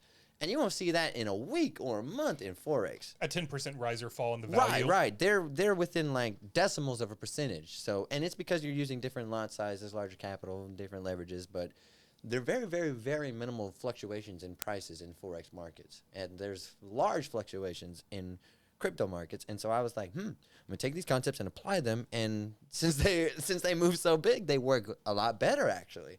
And so I just expanded upon them and ultimately organized my own. That's how I kind of became to be a content creator, is organize my own course, because all the friends around me were asking me like, "Yo, dude, what are you doing? Like, how are you making this money right now? You know, like, and your pockets are fucking growing. Like, where's it coming from?" And so I would tell this guy, I would tell that guy, and I would tell this guy. Phone's ringing. Let me just make sure it's not my girl real Sure. quick. If that's all right. Yeah, It well, probably is her. But okay, it's not. everyone go take a bathroom break. All All right, it's not her. We're back. We're on. back. Yep. So anyway, everyone was asking me how I did the shit, and so I got tired of repeating it to everyone. So I just made the guide, started, and then that's why I kind of like, I could teach people. So I started to teach people. So you sort of explained this when I asked you, you know, if the Bitcoins that you had were in an account, but let me just ask it directly because I really want to. I'm curious what your answer is going to be. For the person who has no knowledge of cryptocurrency, they've never heard of it until they hit play on tonight's podcast. Explain it to them. They know what Bitcoin? They know what a dollar is, okay? They know what dollars are. They have a checking account. They have a savings account that say that they have a 401k. They have a general knowledge base of how the US dollar works, how to save for retirement, but they have no idea what crypto is, what Bitcoin is. They've heard about it. They've heard these terms, but they don't know what it is at all. How would you explain this to someone? Okay, well, the best way to summarize it, and I will say this with the utmost certainty, is it's the best storage and transfer of value over space and time. You're not going to be able to find it anywhere else in any real estate venture, and not even in gold. Gold is unarguably the best form of money over the last 5,000 years, but it's not the best storage and transfer of value that we have today upon us. That is Bitcoin. But as far as, so that's one way of looking at it, because different people will look at it in different ways. For some people, they only want to store and transfer value over space and time because the dollar is not a surefire way to do that, and gold hasn't returned anywhere near as much as Bitcoin, even over the last decade, much less the last 20 years. But for other people, it's a way to send money to and from without government intervention. So if you've ever thought, this might not apply to you, or you may not know anyone with these struggles, but I've personally worked with people who have families in other countries like Mexico, because we're pretty close to the Mexico border here, and these people have to drive to Walmart, and they have to pay a fee, or they have to go to Western Union, and they have to pay some $7 fee, and then the other person they're receiving to has to drive to a physical location to receive it. Or there may be a restriction, like if I have friends in Ukraine or Russia right now that is war torn, I'm not going to pick either one side, but if I was trying to send something to one of their accounts, one of the governments could flag it as invalid transaction and the money wouldn't go through. But with Bitcoin, we have this borderless currency that we can send to and from one another, where there's no government restriction, there's no third party approval. It's just peer to peer. So if you want to send money to someone, you can. If you want to make a transaction, you can. So that's another way it can be valuable to somebody, is if they need to send money to a place without actually having to go anywhere, you can just do it from the comfort of where we are now. I don't have to hop in the car and drive to Walmart or hit up the bank or do anything like that. It goes straight from my wallet to theirs, and I know it's going to get there. So there's two ways that it can be valuable to someone. And a third way is just based on the ability to earn from it. So there's this such thing as called mining, and that's kind of how the infrastructure run. So if you're mining, you're participating in the network, and you're actually providing computational power to help try and solve these algorithmic problems, which enable the blockchain to develop new blocks and store new transactions. You can get rewarded for that, so you can get paid. So there's an incentive to operate the network here. It's not just like you're told to operate the infrastructure or we'll fucking kill you. You operate the network because you want to. So there's a decentralized aspect to it too. So there's three ways that you can look at it and find value at it for a number of reasons. And then fourth and final way is that it's based on code. So the dollar has no value. You can't argue that it has value. Gold, you can argue, has value because no matter through what civilization, whoever was in charge, it's always had value, and humanity has understood that gold has had value for whatever reason. I can't truly point to the precise reason, but humanity has decided that that is the case over the last 5,000 years. But with Bitcoin, we can see the code. It's public information to everyone. The ledger that I was telling you earlier, everyone can see where the Bitcoins are, who has them, in what wallet. So there's no such thing as double spending. You can't fraudulently make a Bitcoin the way you can falsely replicate a dollar. You can't, there's no such thing as fool's Bitcoin. Like there's fool's gold. You know, you can't trick someone into taking some gold and it's not really gold. And you can't steal it from someone. I can't force you to give me, I can't hold you at gunpoint and say, give me your fucking Bitcoin, because it's on a seed phrase and it's a very complicated thing. And I can't just take it from your person without having to get some type of information out of you. So it eliminates theft. It eliminates a lot of things.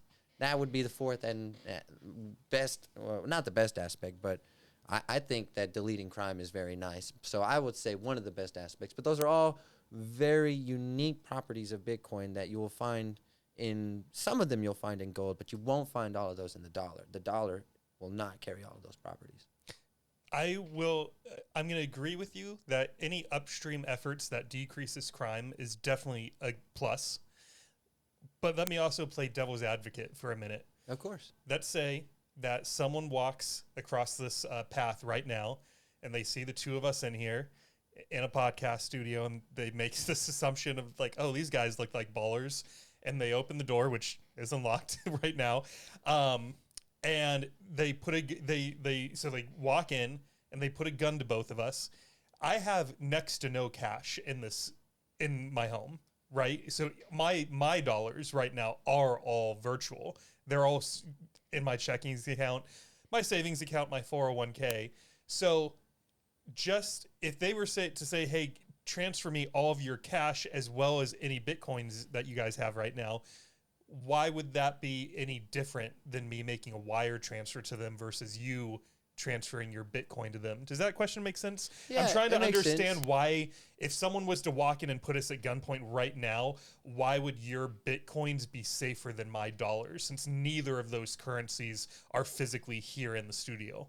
Well, it would depend upon the will of the person in that manner. It doesn't depend upon the technology, because in both aspects, if a criminal came in here, now I'll answer from myself personally, and then I'll say what a generalized answer would be. Sure.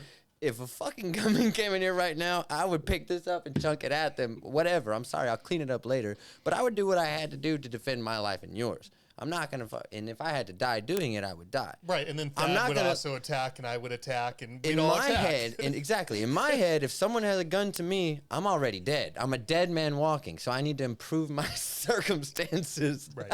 I'm not going to comply. I've known people who complied, and they died.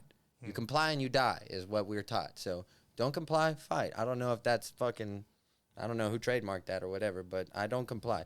Anyway, it depends upon the will of the person at that point. So if that person was so happened to have whatever, a bank account, a Venmo, a Cash App, whatever. If the robber had a Cash App and a Venmo and said, hey, fucking open your phone and Cash App me, then you would do it. Right. That's happened to my friend before, too. He got robbed via Cash App. It's fucking hilarious. But awesome. They caught the guy because they Cash Apped him. He's a fucking idiot. But, the robber would also need a Bitcoin account. If he has that, fine. He's going to shake it out of you. So there's no situation where one has prevalence over the other in that case. The only way that we're defeating here, you're looking at the digital fake denomination where, again, zeros are just transferred on some fake ledger. So the robber would end up with fake zeros. But if he did manage to get your Bitcoin key, because there's something called like a cold storage. If you have it on an exchange, all he needs to know is your email and your password, and then he can extract it. But if you have it on a cold wallet, depending upon what type of device it is, you may have to plug it into a computer to access it. Or if it is stored on because they make them in like the card form too, you would need a PIN, a face identification, and a third type of identification. But if the robber wants to shake it out of you, he's going to shake it out of you. You can go fucking plug it in if you want to, if he has the gun to your head. So in that aspect, it doesn't matter. But in one aspect, they're getting real value, which is Bitcoin, if they're to rob you for the real Bitcoin. In the other aspect, they're getting fake currency. So it all comes down to the human at that point. It's not a technological thing, because if the hackers wanted to get in, you're looking at being robbed in a human standpoint. If the hacker wanted to get into a bank account or some other type of account and transfer the funds, there's tons and tons of bank hacks that have happened, but there's zero Bitcoin hacks where someone has gotten into someone else's wallet and taken their coins without their will. Zero. Zero. For truly. Zero, truly. How do you know this? Well, it's never happened. If it happened, I would have heard about it. It's never happened. It's all the information stored on the blocks. You can see it. You can see what happens. That's the wonderful thing about a public ledger. You can see everything that happens, and it's never happened. There's never been a compromised block in all of Bitcoin's history. One very potent argument I get from people is quantum computing. Oh, well, one day quantum computing will be able to crack Bitcoin's code if it hasn't yet. Well, under that fucking theory, it's going to be able to crack anything that there ever was. And for one, your bank and your ledger system's already been cracked 100,000 times. Right, you know because what I mean? so your argument is that even if they're right, that's not just putting Bitcoin at risk. That also means your dollar will be at risk, your yen will be at risk. Every fucking account that holds any currency will be at risk. So it's not a Bitcoin threat. It would just be a financial If threat. quantum computing can crack Bitcoin, it can crack anything. Right. You know what I mean? You're hypothesizing on something that hasn't happened. So if we're talking about that, then I'm going to have a fucking purple unicorn next week. You know what I mean? It hasn't happened yet, but with your theory, it could happen. So that's one argument that I hate the quantum computing argument because it's not invalid, but it's like, why are you arguing quantum? Like, what is your argument against quantum computing? Like, what can survive it? What do you know that can survive it? Okay, great. You don't know nothing that can survive it. Bitcoin's the best chance we have. But another strong opposition that I get is, because we kind of need electricity and internet in order to use Bitcoin. One of the things I get a lot is, what if we don't have electricity? What if the internet goes down? And my answer to that is, I don't think you're going to be using cash either.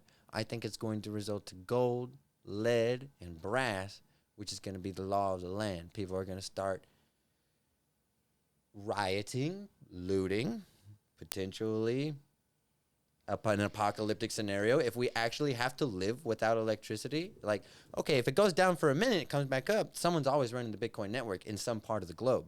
But if the whole globe loses electricity and internet, we got much bigger things to worry about. That's really interesting that you brought that up because I've never considered it. In my wallet, and I'm not saying this is, hopefully this doesn't come off as like a flex because it's not, but I keep like $100 to $200 cash in there at any given time for whatever. You go to a parking garage that I know a takes guy who cash keeps 10K only. on him for no fucking reason. I wish that would be a flex. Okay, I do not. So please don't rob me if you see me walking down the street.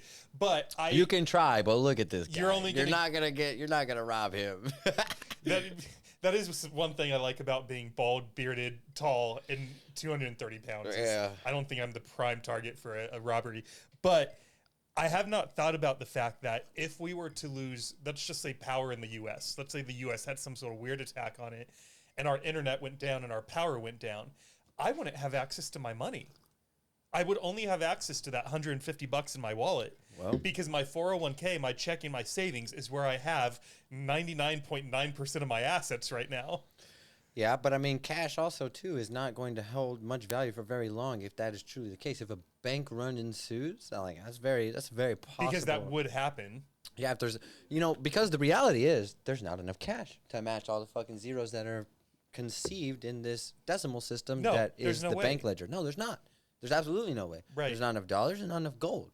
Now, the U.S. does have a shitload of gold, but that's not what backs the dollars. There's not even enough fucking paper dollars to back all the debt in the planet.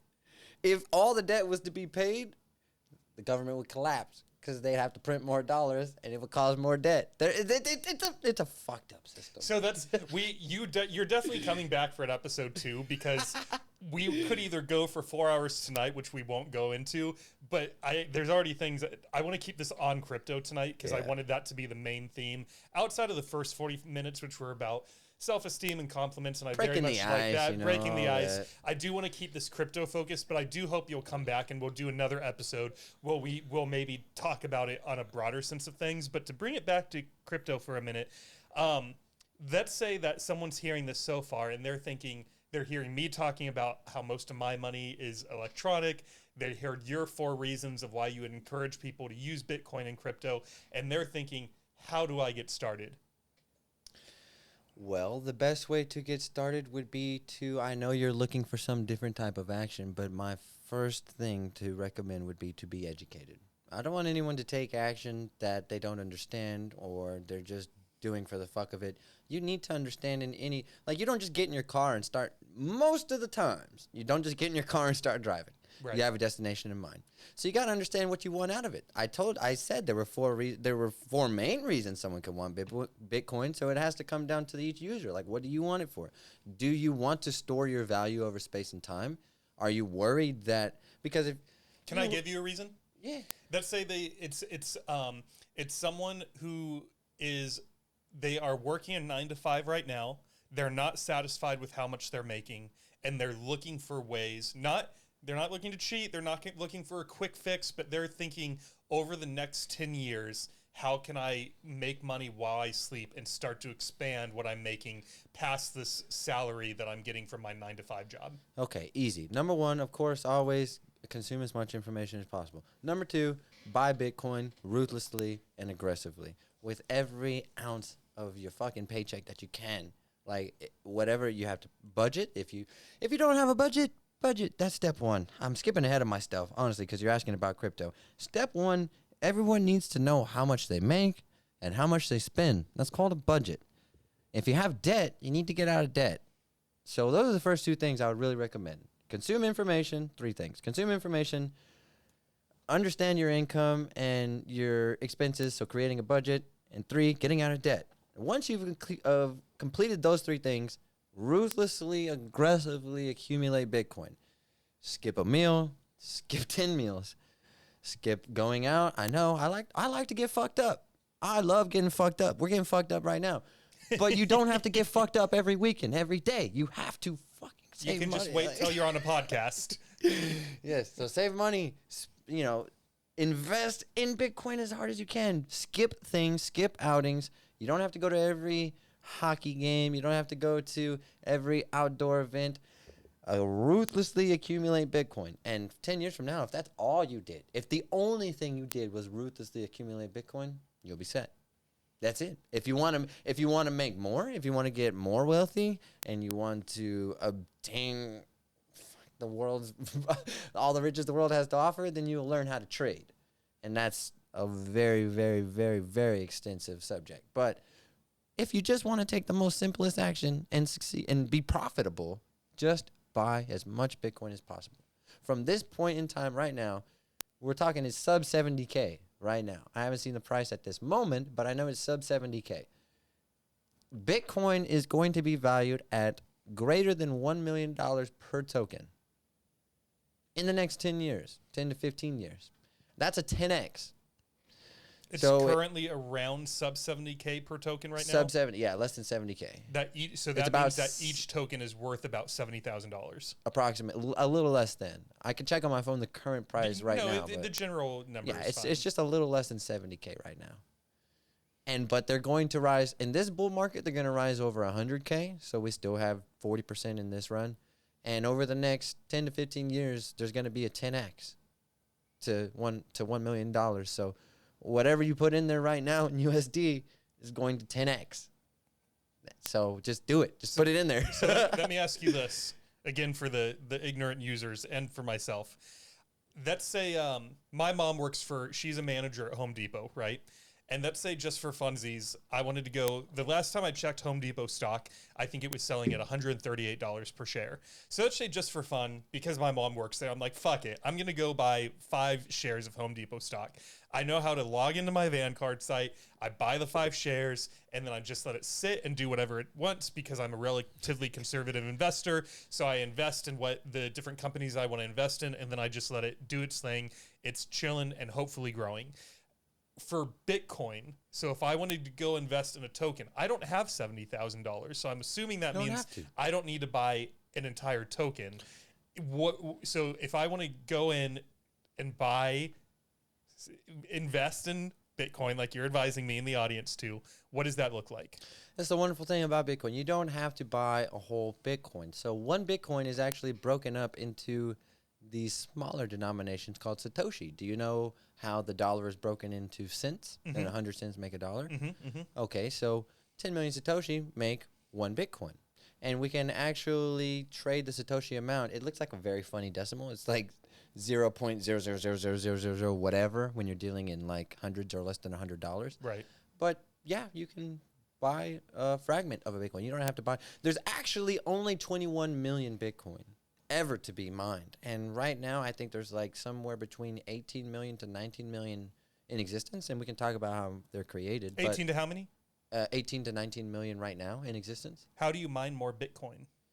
So in order to bring Bitcoin into existence, that's the reward we were talking about for solving the algorithmic equation that needs to be solved in order to process a new block on the blockchain. And so what happens is there is something like this laptop, but much more powered. In the beginning, you could get by with a simple GPU like that, but now there is so much competition. You'll need something like an ASIC, or to pool mine with other people if you have a GPU. But essentially, you are powering the network by providing your computational power, which adds to the hash rate of the network, and everybody on the planet is competing to solve the next block. So there's a pool of transactions. Me and you, we're trying to make money. I'm trying to send you money. And then you're trying to send money to Jane. Jane's over there trying to buy a cup of coffee or whatever. All these transactions are sitting at the bottom of the pool. And there's a bunch of people forming blocks. So, Henry has a miner, Thomas has a miner, and Jack has a miner. And they're all mining. So they're all forming a block, and they're taking transactions out of that pool, putting it into their block. And the first one to solve the equation gets their block put into the chain, and all those transactions go into the chain. Everyone else's block dissipates. Those transactions go back into the pool, and the process starts over. So whoever solves the block gets the reward and brings new Bitcoin into existence. Who is creating these transactions? You and me. We are initiating the transactions. I need to send you money. So that transaction's pending. Gotcha. Okay. Yeah. Those are the transactions that are pending. And so you'll see sometimes that you'll create a transaction and it's had 5 blocks, 10 blocks, 15 blocks, but pending confirmation. It's because your transaction was grabbed by someone who didn't win. So it went back into the pool. And then finally, when it's grabbed by someone who wins, which will occur over some time, then it gets put into the chain. It's finalized. And time moves on. Everything goes on. And then it starts all over again. And your transaction's confirmed. So it can have anywhere between 1 to infinite amount of blocks, really. I actually don't know there's probably a way to research this to see the longest pending transaction, how many blocks it took to solve and confirm. But I don't have that data on hand. But it's definitely verifiable. You mentioned earlier that the only reason that the US dollar has any value is because we believe it has value. That's correct. Why does Bitcoin have any value? Because it's backed by, like I said, a computational code that cannot be forged, it cannot be manipulated, it cannot be anything. It is publicly verifiable.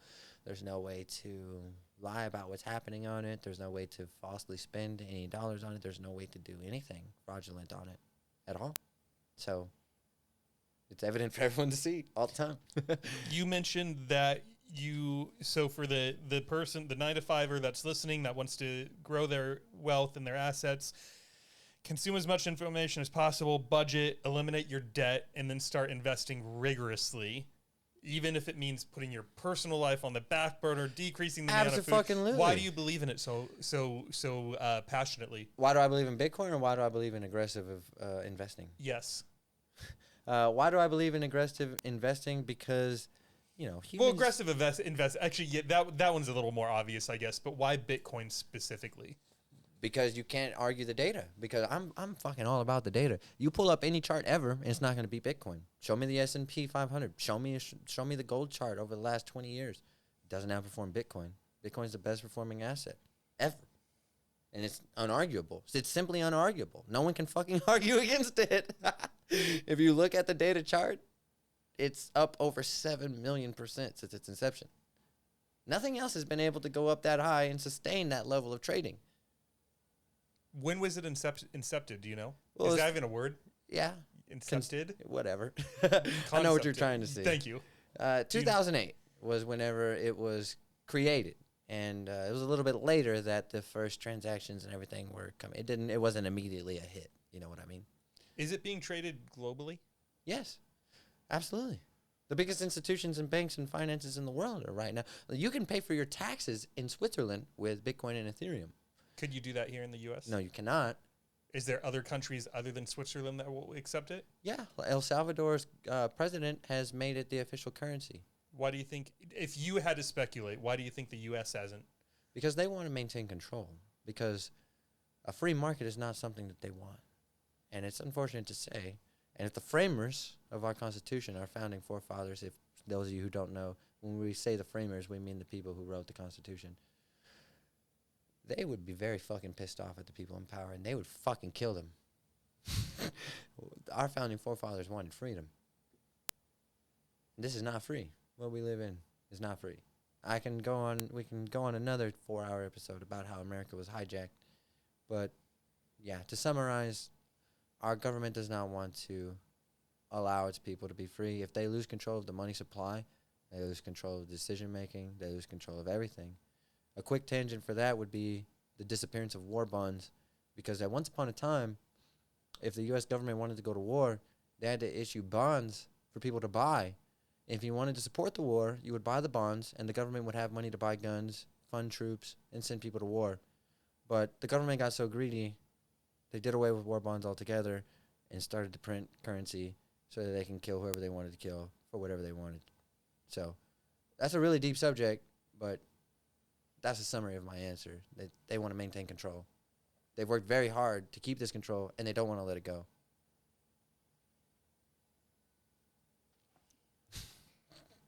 Are people still is gold being used anywhere anymore?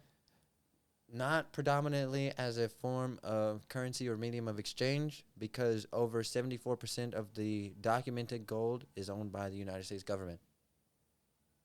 74% approximately is owned by the government. By the U.S. government. And they'll probably never give it up, will they? Well, they would trade it off during times of war. I reason. Do you think for different times? Now you can only, again, we're speculating. Yeah, I have no idea what they do with the gold. It's only known that they have 74%. And you think they're almost saving it as like an emergency fund almost? Well, that was accumulated in World War II. So I don't think they're saving it as an emergency fund. I think that they're using it as a way to dominate the market with the U.S. dollar. It's like, hey, we have the most fucking gold, whatever. Because there's this BRICS nation right now, Britain, Russia, some country that starts with an I, China, some other fucking countries, I don't know. But anyway, they're talking about creating they're selling their U.S. treasuries, talking about creating their own fucking fiat currency backed by precious metals. But the U.S. government knows it's a farce because they have all the precious metals. They have the majority of the precious metals. So no one can create a new currency based off precious metals because they know they have it all. Except for what's being mined in Africa, which is why there are constantly new campaigns in Africa and people being taken over, and why it's always war torn. But they're still mining gold in Africa. Yes, one of the largest gold mines today that is actively being used is in Africa. And there are people going to wars because of this issue specifically. Well, a combination of being able to create money at your fingertips on a whim, and then we create we dominate the market. The U.S. dollar has value. We have the most gold, so the U.S. dollar has the most value. Our military force is the strongest. The U.S. dollar has the most value. So the U.S. dollar has the most value for a number of implied reasons, and if you debate that, then you're going to meet the force, or come to understand why you don't challenge it. But there's a lot of reasons why the government's doing the things they're doing. I'm not entirely sure why they're doing the things they're doing, but one thing that I can say for sure is they're able to do the things they're doing because they control the money supply. If you can print money and pay for weapons and pay for tanks and pay for equipment, like the people who are making these weapons, bullets, equipment, they're not making it out of the goodness of their fucking hearts. They're making it because they're getting paid, and they're getting paid in something that they think is true, but it's actually a false currency that the government created. So it all ties back to the government wanting to keep power and dominating the markets. It's actually, money's not real. None of it. None of it's real, but that's the way that we're trained to think. It's real because we believe it's real. It's real because we believe it's real. Even gold. Like gold is actually gold. You can't eat gold. You can't survive off gold, but it's reputably hold the most value in both timelines of human history. and we believe it has gold, but you and me can both just go farm and survive, and that's how the creator intended it. So money is just something. Money's a human concept in the end, and I'll drink to that. Are we cheersing this? I will. Okay. Yeah, money's a human concept, so. So let me ask you, well, first off, I have never felt more like I'm in the Matrix than I am right now. I'm sorry. It's a hard conversation to have with people, and people who aren't willing to, like, you seem very willing to listen. I know because you have the podcast, you're open-minded and willing to listen to your guests. But it's really hard having this conversation with people who are closed-minded because they're like, oh, no, especially government agents who don't know how closed-minded they are and how little perception they've actually been exposed to. Maybe not by their own choice. I'm not calling them ignorant on purpose, but not by their own choice. They just refuse to accept that new information. They take a combative state to all of this. But really, it is the truth of the matter. The truth hurts. Do you think you want to stay in the U.S. for your entire life, or do you want to leave at some point? Nah, I mean, this is my homeland. I'm very patriotic. I love this country. I love what this country was founded upon. I don't know what this country's come to be. But since I live here, I do want to see everything that this country has to offer. You know, there's a bunch of state parks and a bunch of beautiful things that exist in this country. Ultimately, I do want to get out and travel and see the world. And ultimately, for a long time, I had identified as American. You know, I told you in the thing you sent me, I hate titles. Right. For a long time, I identified as American, and I still love America. I still love Texas. This is my fucking birth state. I'm never going to turn against my people, but I'm a human. I've realized that. So I'm a fucking human. We're all humans. We're all conscious. We're all conscious, so we should figure out how to unite instead of divide. I would like to go that way. I love that. I asked because when you made the comment about how, did you say it was Switzerland that you could pay your taxes in? Yes, I do. I would love to reside in Switzerland. You seem like the kind of person where you would, I'll give you an example of somewhere that I would move. I would move somewhere where all drugs are legal. Yeah, that would be super cool. I think that might be Switzerland.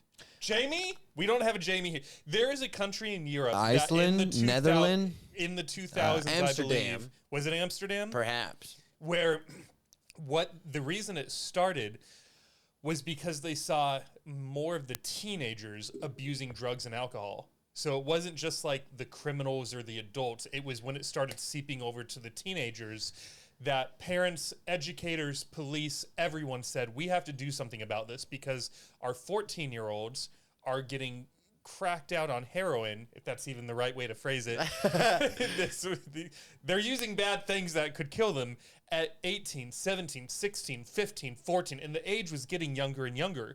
So they had a couple different ways that this specific country or city tackled it, but one of the things that they did was they legalized everything. And part of the reason they did that was so that instead of having shady people create the product and sell it, it was now something that could be taxed. It was made in a responsible, way. There was multiple reasons why it benefited not only the population, but the government. But at the end of the day, they noticed that after they put a few things in place, one of which was legalizing everything, that it's almost like this topic that was taboo and that was an adrenaline rush went away. Because now, since it wasn't illegal, half the thing that the teenagers wanted to do was like, oh, we're breaking the law. This is so cool.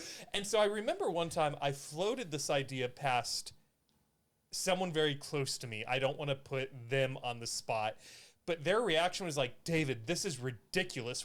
You're saying that the U.S. should legalize heroin and cocaine and weed? And I said, yes. Yeah, I'm all for it. Yeah, absolutely. I agree. And so part of my, I would love to spend a year in another country like that. Or maybe I've been in Texas for not even 2 years, and I feel like I haven't even been I haven't even tapped the surface of the culture that is Texas. So I would love to go to another country and spend like 5, 6, 7, 8 years there and get really ingrained in a completely different way of thinking and living. And like, because I do thank you for what you said about me earlier, is that I do think I'm a good listener. I do think I'm open to new ideas. I do think I'm open to new ways of thinking. And I would love to move somewhere where it's almost, I don't want to say the opposite of US culture, but like it's not parallel. Yeah, it's total fucking If different. the US is going this way in their thinking, move to a country that's going this way in their thinking. I'm telling you, man. And the way the U.S. is going right now, I'm not a big fan. It's not really looking too good for us. I don't particularly agree with a lot of the things that's happening in the U.S. I'm right going to now. pause you there because we don't bring up politics too much on the show. No and that's my politics? fault. That's my fault because I sort of brought that up in my last tangent. But can I redirect you with another question? Yeah, that's fine. Where, if you could wave a magic wand, and I feel like I know how you're going to answer this question, but I'm going to ask anyways. If you could wave a magic wand, because you and me are both very young, we're going to see, you know, if Bitcoin and crypto only sort of surfaced in 2008, we're in 2024. And so in only 16 years, we've already seen it make great strides. So in the next 40 years, if you could wave a magic wand and say, I sort of wish that finance looked like this, would Bitcoin be the main thing that we would be trading? Where do you either wish or speculate that the financial institutions of the globe will go in the next couple of decades? In the next couple of decades, I think the government's going to fight for power and try to retain it. It's going to be interesting. I don't think Bitcoin and decentralized economics are going to come to fruition in my lifetime, unfortunately. You don't think so? No, I think it's going to be something that my grandchildren, if I'm lucky to have children who are lucky to bear grandchildren for me, are able to see. I think it's going to be something that takes that long to play out. This is brand new, and there's going to be a really big fight, like not even just with America, but Great Britain has been ruling this planet for about 1,600 years or so. They have been the leading dominating force, and I don't think they're going to give up so easily either. But eventually, if we're lucky enough to have internet, like I really, really, really, really, truly think that there may be some apocalyptic attack on the internet and electricity to get us away from cryptocurrency adoption, where we are set off for hundreds, if not thousands of years, so that these people in power can retain power and continue on with their agenda, make everyone forget about crypto and move on. Or crypto is going to dominate, kill these empires, and love will take over, and we'll get to see a new planet that we've never seen before, because this planet has been ruled by hate since it was created. You just said something fascinating. What's that? You think there's a direct correlation between finance and unity? I may have said it indirectly, but I don't. I'm okay. I'm okay with correlation. it. I just, because here's the thing. I think we need more unity. We often are so quick to judge people based off of color of skin, sexual orientation, how they dress, how they act, how they speak, the brands they wear, that it's sickening to me that we are so busy looking at the things that are different than instead of the things that are similar. Like we're all humans. Like we're all humans. So... Or we're all conscious, because so Thad's pretty cool. He's not a human, but he's pretty fucking cool. I love that dog. He's conscious. We're all conscious. So, in my life, if there was a way for me to help humanity go upstream in accepting one another, I would be all for it. Just buy I've Bitcoin. never heard someone say that there could be a correlation between humanity becoming more unified through the way in which we view money, almost. Expand on that. Okay, yeah. So Yeah. I don't know what you're trying to point out. Me neither. But the way that it's interesting that you say that, because I haven't looked at it that way. It's not like really a sense of unity that will give, because unity gives power to the dollar right now. We're all unified in the fucking planet, but it's the wrong unification. But what I'm thinking is that kind of going forward, like the governments that want to maintain control, if they realize that if Bitcoin continues to develop, they're going to lose control. So they have to shut that down. The only way to shut that down is to kill the fucking power grid. So it would send us backwards, but I don't think it's something they haven't done before. I think that they'd be willing to do it. But if they're not willing to do it, then they're going to lose power in the long-term future. But I don't think that it has to do with unity, because going to understand what actually is money. So I talked earlier a little bit about the brief history of money, but now you'll see where money truly comes from. It comes from you. It comes from me. It comes from our energy. So before there was ever money, before there was gold, again, both in our emergence of the Ice Age, so what we're going to call regular history, because regular history tends to deviate from biblical history. But even in biblical history, in both instances, there was barter and trade before gold came to be, the dominating storage and transfer of value over space and time.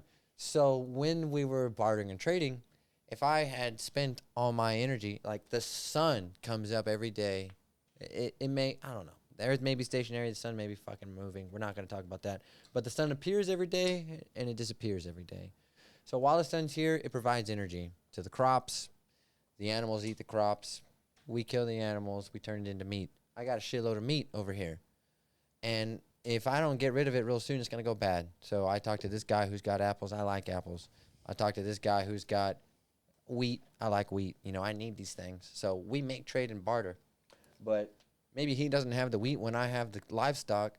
And by the time my livestock goes bad, I don't have anything to trade for his wheat. So we have to find somewhere to store energy. We've all worked really hard to harvest these crops, to cultivate this land, to raise these animals, to make these fucking bracelets, whatever. Everyone's put energy into their craft. And so it's an exchange of energy.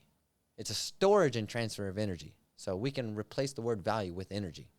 So with the US dollar, there's no implementation of energy. That's another fucking layer to it. So first of all, the US dollar is not backed by gold. But second of all, I didn't want to have that conversation if no one was ready to understand it.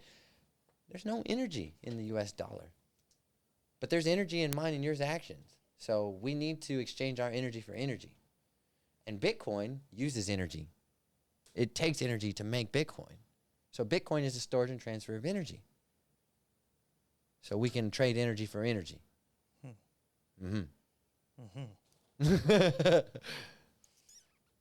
Yes. I'm going to pause this here for 1 second, and I'm going to talk to the audience. To the DSNSB listeners, I hope you guys are enjoying this conversation as much as I am. I did not know where this conversation was going to go. I thought it was going to be a little bit more educational, and we're going all over the map with unity and governments, and we've sort of touched on politics for the first time, just slightly. But if you stuck with us this far, the last time I looked at the numbers, which was January 1st of this year, so I haven't looked at them in quite a while, but I do look at our ratings. And when I last looked, about 20% of the audience that tunes in normally has done one of three things, if not all three things for me. And those three actions are giving the podcast a 5-star review on Spotify, subscribing to the YouTube channel, and also giving us a written review and a 5-star review on Apple Podcasts. I realize not everyone has all three of those apps. If you do and you want to help us out on all three channels, you have my eternal gratitude. If you guys do this one small thing for me and go do either Spotify, the Apple, the YouTube, or all three, I will commit to you that I will continue to spend hours of my time, thousands of my dollars, and all of my energy that I have left over to continue to bring you great guests like Dylan, who's making it very hard to focus right now if you're watching on the YouTube channel. But I will continue to work tirelessly to grow the show. And the only thing that I ask of you is that you do me one of those three things, or all three, to give the show some credibility. With that, going back to the conversation, what is where you stand right now, what is your purpose on this planet? To enjoy it, to enjoy life. Really? Yep. I've asked the question, what the fuck am I doing here, so many times. I finally got the answer a while ago. Just to enjoy it. I just need to enjoy this experience by any means. So if I'm not enjoying something, I'll fucking change it. It's funny because I feel like most people probably do not have the knowledge they should around Bitcoin Oh, and crypto. for sure. And so I thought for sure you were going to say like part of that answer was going to be that that Bitcoin is such a powerful concept that could literally change the way that the globe, that the entire planet operates. Yes, it does. Part of your purpose and your mission is to continue educating as many people as possible. But no, I do feel that way. While I'm here, I like to educate, yes. But, I mean, ultimately, like we were talking about earlier, being genuine, bro, yeah, the baseline for any of us, like, truly, I hope you buy Bitcoin. I do. It has the potential to eliminate all wars. You don't have to take up arms. Like, I'm not even asking you to enlist in the U.S. government and go fight some fucking commie. I'm just asking you to use Bitcoin. But even beyond that, bro, it doesn't fucking matter. It doesn't matter if you use Bitcoin or not. It does not fucking matter in the grand scheme of things. All that matters is that you had a purposeful life in your own eyes and that you enjoyed it. So I don't want anyone to be thinking that this is about me trying to... I don't work for Bitcoin, bro. No one works for Bitcoin. If you want to buy Bitcoin, you're going to have a better life. If you don't want to buy Bitcoin, that's on you. I just want you to enjoy life. That's what I'm trying to do, is enjoy life. So I didn't want to stray anyone away with that question. I answered it from the bottom of my heart. I appreciate that. And this conversation has made me realize that I have sat passively on this topic for too long, and I need to do my own research.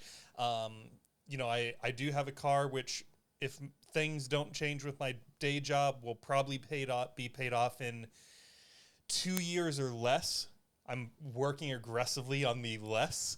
I don't have any credit card debt, which is awesome, and my student loans are down to about $3,000. So those will also...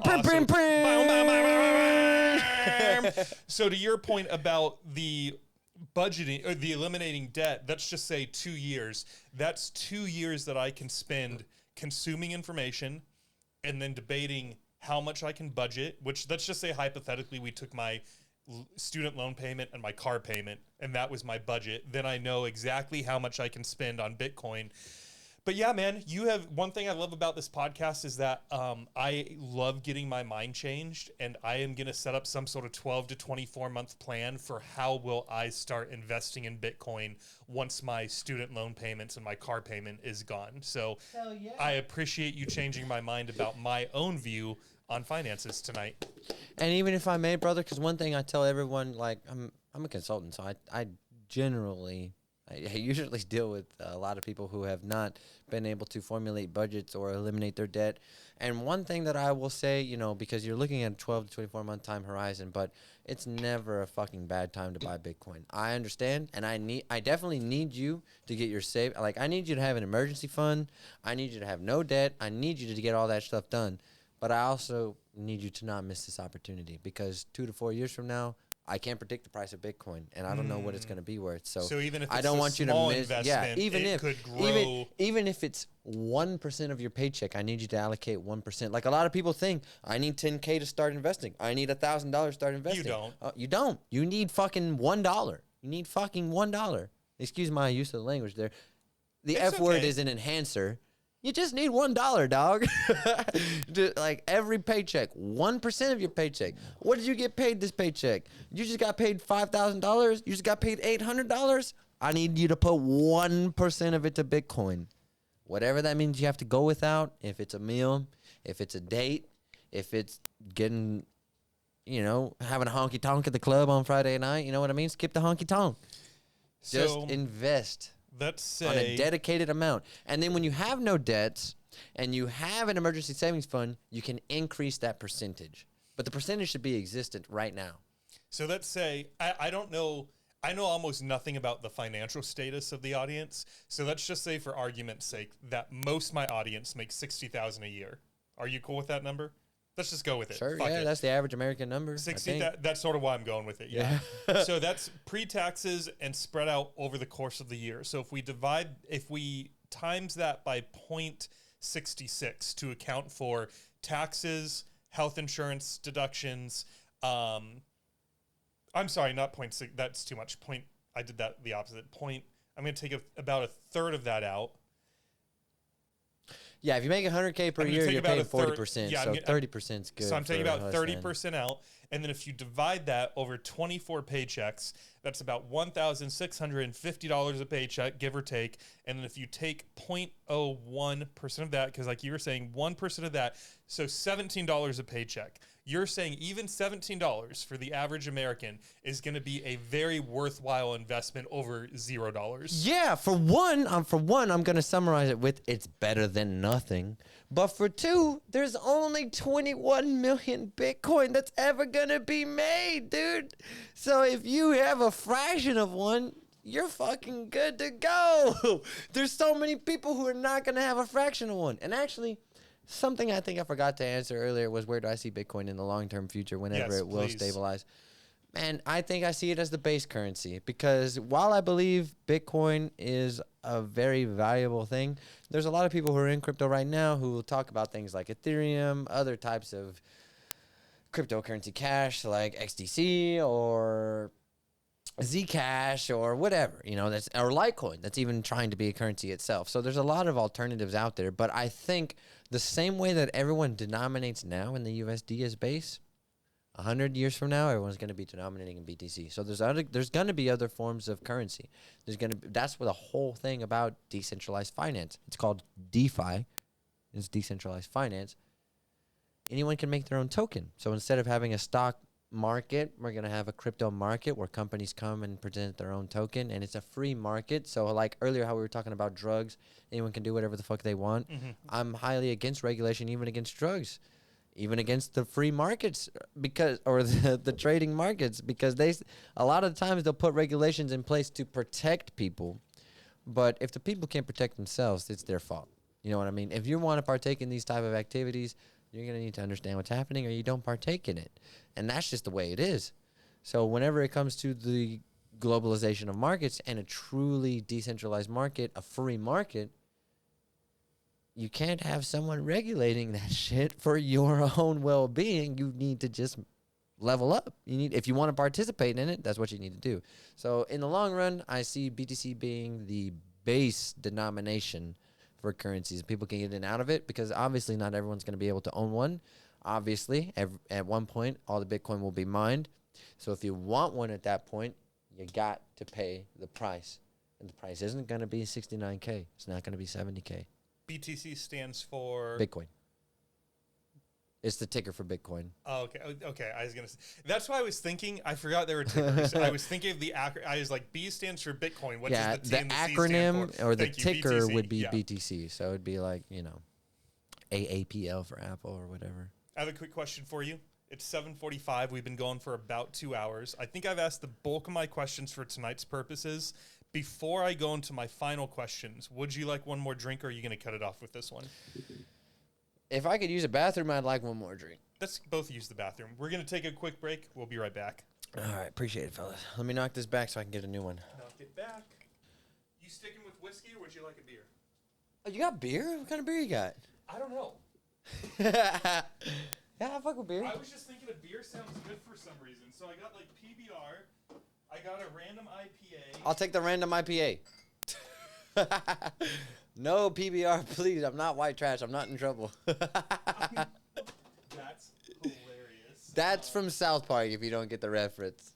I don't get the reference, but it's Okay. funny because I have a group of friends that have been nicknamed the Hog Squad, and they specifically request that whenever they come on the podcast, I always have PBR on hand. Are they white trash? Do they get in trouble often? No, I love them. They're the white trash. Which one would you like? No, I'll prefer glass, please. Thank you. All right. Yes, sir. All right, we're back. On the South Park episode, though, just so you know, there's these guys who drink that pass blue ribbon PBR, and they're always getting in trouble, getting arrested and shit like that. These boys, the Hog Squad. I mean, they got in trouble with me. They did some shit. But Would you like to cheers before I take a sip? Yeah. What are we cheersing to? The rest of this podcast. Cheers to this podcast. My man. Thank you, folks, for listening. All right, so the last topic. Yeah, you got me loose, so you better ask the important questions now. So this question is a wild question that I never thought I would be asking on this podcast or tonight, even knowing what I knew we were going to talk about. You mentioned that there could be an aggressive, I might be paraphrasing, an attack on the internet to prevent Bitcoin from becoming what it could become. Yeah, it's a real potential possibility that a lot of people don't want to consider or talk about. That almost sounds like The Purge. Are you familiar with that movie, Yeah, I'm even familiar if with you the haven't movie. seen it? Yeah. It's where we legalize crime, but it's a little bit different. That's where you're just letting your civilians kill each other. Well, but it sounds... That's population control. But to me, it sounds as equally insane that if you were to say that the government could allow a 12-hour period where you can commit any crime you want and you will not be penalized at all. You can go murder as many people as you want. It almost sounds just as crazy as, hey, excuse me. What terrible timing for a belch. But that almost sounds equally crazy to, okay, we have this new deregulated... Why did you not do that into the mic? Oh, my bad. I didn't think it was going to be as loud. They've been quiet so far. Yeah, but that's because we've been drinking whiskey. We just switched over to IPAs. We are carbonated Maxi. All right, the next one I'll give it to your audience then. Damn. Thank you. They appreciate it. It almost sounds just as crazy as any government, but let's just go with the U.S. and let's hope I don't get canceled for this line of questioning we're going down.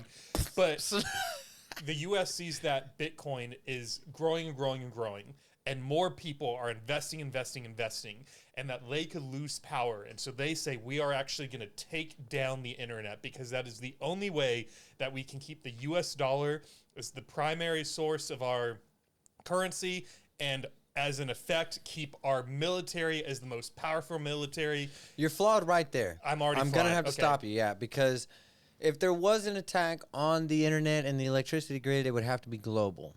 And so on that scale, there's no way to enforce the dollar. The dollar's not going to carry value because they're going to have to allow their people to be in an apocalyptic state. It's not just going to be like, oh, we kill the internet for a few days and then we bring it back. And then everyone gets to fucking go back to what they were doing. No. Generations have to survive without this. And the most elite will be secured away from all the turmoil that's going to occur. So you and me would live the rest of our lives in fucking peril and potentially bring children into this world with that uncertainty of peril. And they would potentially bring children into the world. So our grandchildren would have to go through some apocalyptic state before... Have you ever seen fucking Fallout? Or have you ever played the Fallout games? No. Okay. Yeah, it's that is totally for entertainment, but it's really not far-fetched if you understand history and understand what's happened before.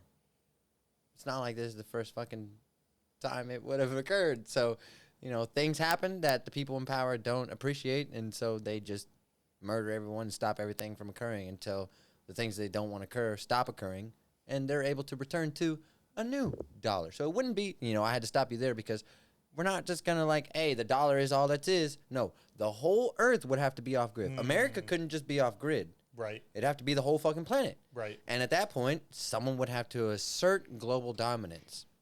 And we'd have a global superpower. The current global superpower is actually Great Britain. It's not America. America's a puppet. Great Britain's the dominating...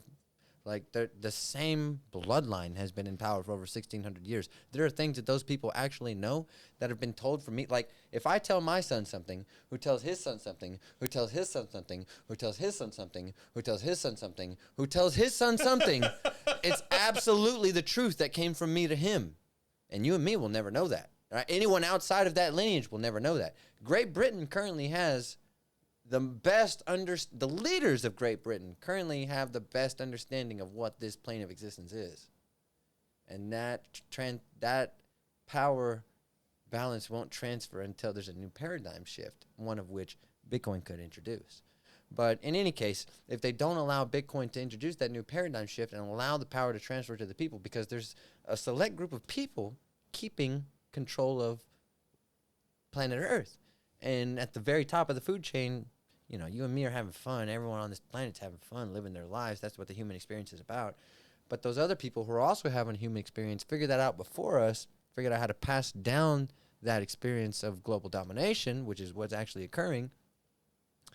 And we're never going to be able to escape that unless we have something to take the power away from them, which they realized currency was the way to dominate the people. the medium of exchange of energy.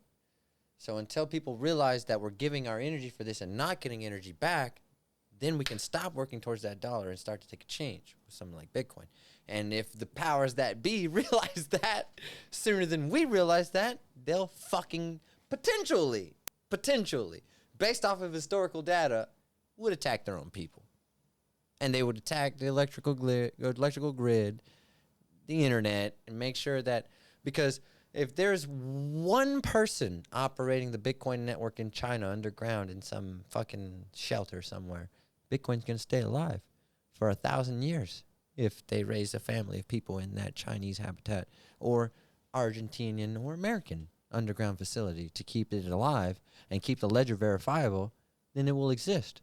So they have to make sure nothing like that would exist if they want to truly get rid of it. If that's their plan to get rid of it. Because right now they're trying to circumvent it with like CBDCs, centrally backed digital currencies, or other means. They're trying to issue, hey, this is a cryptocurrency. Don't use Bitcoin. They're trying to paint the picture that cryptos are bad because of what's happened with different exchange failures and all the likes. But it's really not bad, and they're really trying to keep control. Let's say hypothetically the internet went down today, regardless of how it happened, whether it was the government that took it down, there's a flaw, whatever. Internet goes down. What do you think would happen? And part of the reason I asked this is because yesterday, was it yesterday? At one point this week, either yesterday or Monday, I don't know if you were home when this happened. I wasn't home for that, but the internet also went out for like maybe 10 minutes. But in those 10 minutes, I had to stop working. I had music playing off YouTube, and obviously that stopped. And it was sort of a moment where I realized, like, God damn. This society will lose their fucking mind. We rely on it. We're very dependent upon it. A lot. Yeah. So, again, you are 26? 26. I just turned 27. Just turned 27. Happy birthday. Thank again. you. Love you, brother. Yeah. We celebrated. Thanks again. You're welcome. That was a fun night. That was so much fun. Indeed. If we just had to speculate for fun, internet goes down today, what do you think would happen? Well, there's going to be questions. When's it coming back? Why Could I don't we rephrase have that? internet? Yeah. Question? Sorry. Internet goes down today. How do you think people your age or younger would move on from that? Can you rephrase the question to indefinitely or temporarily? Because the first thing on everyone's mind It goes down for a year. Okay, but again, first thing on everyone's mind is, do we know when it's coming back? Because there's never been in recorded history, as long as there's been internet, there's never been a prolonged outage of You and me are podcasting right now, and the internet just turns off, and we have no idea if it's. Do we still have electricity? Yes. Well, if we have no idea if the internet's going to come back on, but we still have electricity, I imagine that gold, cash, lead, or brass would be the law of the land. Gold and cash for this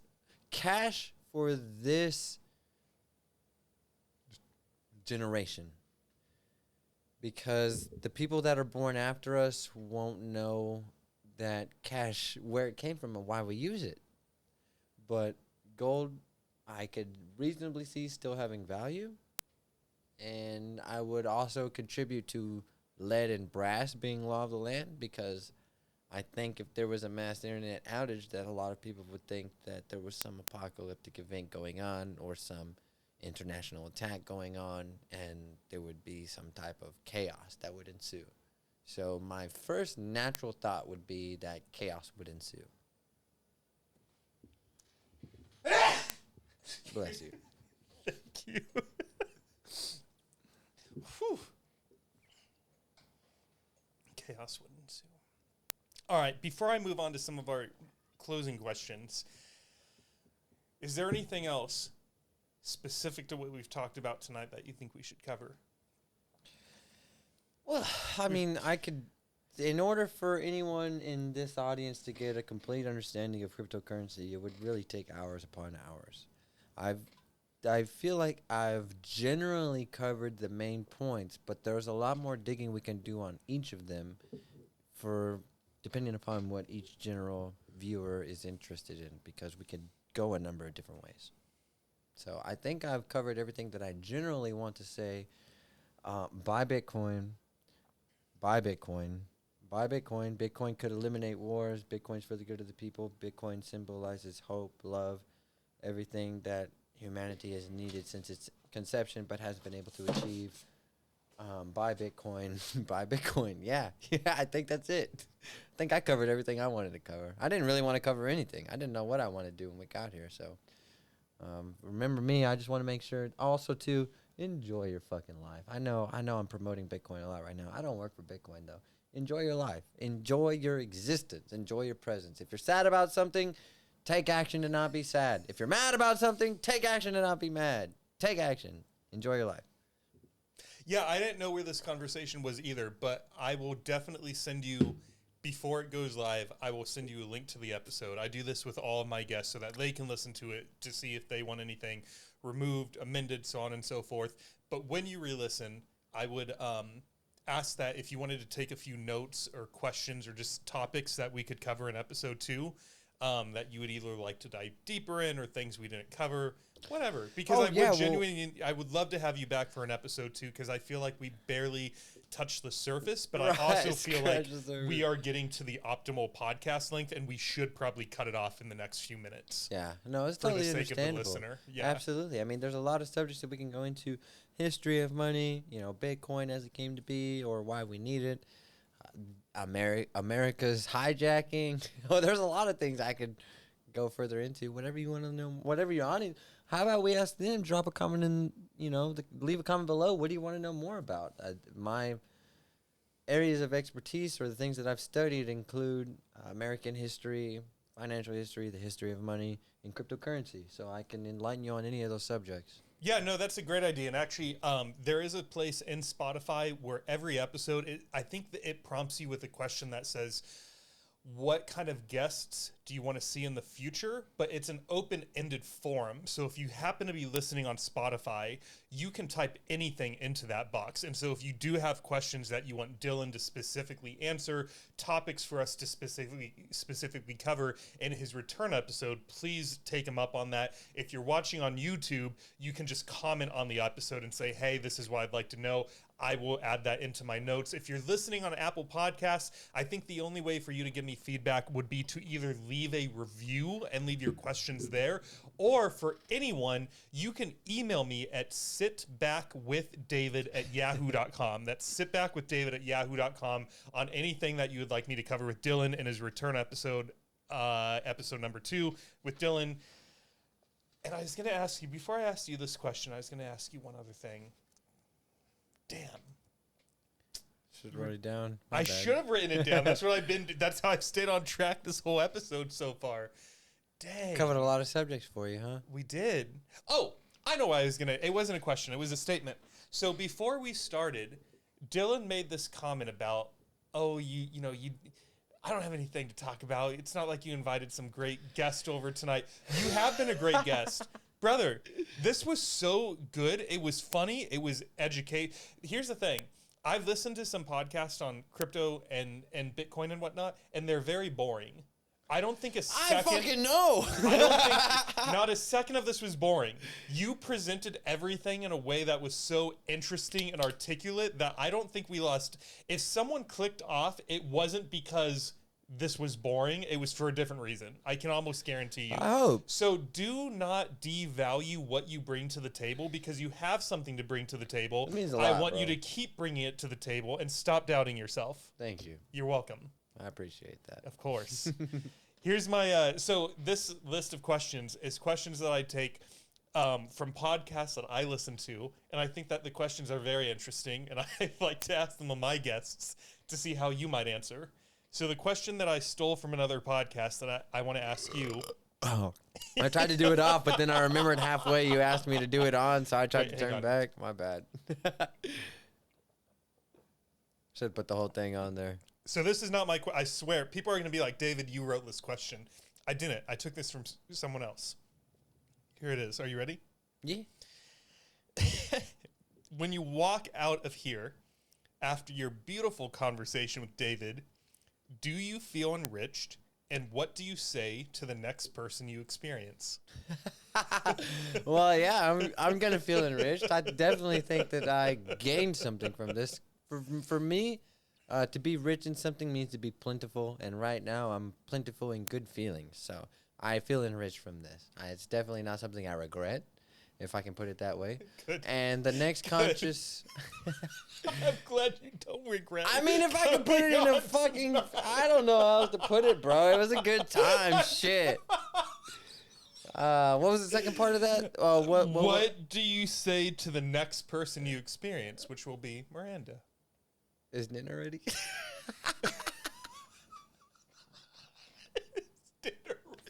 Hopefully you haven't cooked yet. I would like to eat. Do you want to text her and be like, "You're Nah. I'm just fucking around. Yeah, she will be the next. That was conscious such a good answer." I mean, I don't know. Dinner ready yet? Hey, babe, I had a good time on Dave's podcast. Dinner ready? Yeah, naturally, I think that's what I would do. Oh my god. Was I supposed to give a different answer? No. And when I did read the second part, because I don't remember all these questions, but I was scanning it and I was like, which one would be good for you?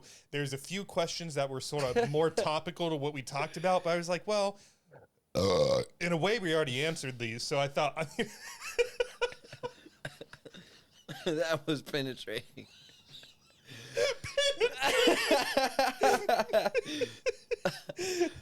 And we just got Thad down here, Bro, curled let me up, take a sip. who has no idea what's going on. He's just been trying to get these fucking gnats off him all night. Oh, he's a good boy. You know, he is a good boy. I can tell they're just landing on him, and he keeps trying to bite him. Dude, Dylan, this was so good. Thank you, man, for coming on, and thank you I in really am advance for glad you thought so. being Shit. down for a number 2. I was worried, like, I'm gonna be a boring subject. You with that mustache? Oh, thanks. With that head full of knowledge? I mean, Dude, all these walks, like, you've been holding so much back. it's hard to. I mean, I'm not holding back, but it's like, how do I just begin with your whole fucking life's a lie? The government's fucking crippled, and the U.S. dollar has. Where do I begin? I mean, to your point, it did take us 45 minutes before we dove into the meat, and most of our dog walks are probably like 20 minutes. So That's what I'm saying. That's a good point. We're gonna dove into the meat at any time. I love to eat. You know what I'm saying? I'm not trying to rush through the appetizers, though. Right. They were just. Right. I have one final question for you. All right, let's see what you got. What do you think it is? Now I'm torn if that was the last question or not. That's what I think. No. Was that the last question, or No, was there there's two? one more. Well, then you should have said there was 2 questions. All right, Dylan, there's 2 more questions for you, and one of them is going to be, what do you think the final question is going to be? You motherfucker. All right, if I had to guess based on what I've put together from you, it would be, are you happy? Yeah. Ah, was it? Yeah, Was you it got really? Yeah, was it? Oh, yeah, I fucking knew it. I knew this guy. Was it really? Yeah. Oh, yeah, man. On God, dead ass. Well, again, I'm definitely happy with where I am in life. I know I didn't know. Actually, like I said, I battled with some demons, and it was really invigorating to hear you describe me in those words, because some other people would not describe me in those words. So I'm glad to be able to describe in those words. And I'm dealing with some personal challenges in my relationship right now. I don't think I know we're not going to break up. But she's trying to pursue her education, and I'm trying to pursue my education in martial arts. And, you know, we didn't really talk on that. It's totally cool. We're out of fucking time. But anyway, I think that right now, in order for me to be truly happy, I would need to be able to see a continuum where me and my girl are together, and I can't see it right now. But it's only because we're both pursuing our education. And I don't want to stop her from pursuing her education, and I don't want to stop pursuing my education. So we're both going to pursue our education and love each other all the while. But that's my only thing that would keep me from being truly happy, is because the woman I really love, we're not having issues, but you know, we have it all planned out. It's just painful. I don't want to help her pack her things and leave to go to school in another city. I don't want to do that. I want her to stay here and with me. But I'm not going to hold her back from evolving and being the person that she wants to be. And I hope that when she does evolve and becomes the person she wants to be, she's still interested in me. And that when I evolve and become the person I want to be, because I don't believe I'm the person I want to be, just quite yet. I've made some good changes, but I hope that when we're both the people we want to be, we're able to be together. That's my only conflict right now. Other than that, I'm happy in every other aspect. I'm happy with my finances. I'm happy with my training. I love the gym I'm training at. I love the diet I'm on. I love the discipline I have. I love going to the gym. Today, I felt really strong. Today, I did 3 sets of 8 for 70 on dumbbell bench press. And if you remember, the last time I was with you, I did 3 sets of 65, and I was fucking struggling. And I did 3 sets of 70 today, so I felt really strong. So, you know, I feel good in every aspect of life except for that one area, which would hang up me being able to answer yes to am I happy? That's where I am. Who do you hope listens to this episode? Wow, what an interesting question. Anyone that needs it. I don't know who might need it. I don't know what anyone who's listening to this is going through. And I don't know if I'm able to relate to what you're going through. But all I can say is that I've been through some fucking shit. And if I can make it through the shit I've been through, I don't doubt that what you're going through, it may be hard. It may be the most difficult thing you've ever gone through, but you can get through it. Who do you hope doesn't listen to this episode? What another interesting question. I hope that everyone who needs to listen to this listens to this, and that if you don't need to listen to this, then you don't. So I hope that the people who don't need to listen to this don't waste their time listening to it. I would say click off, but if you've made it this far, you've heard everything we have to say. So, I mean, you can click off, but you won't be missing much at this point.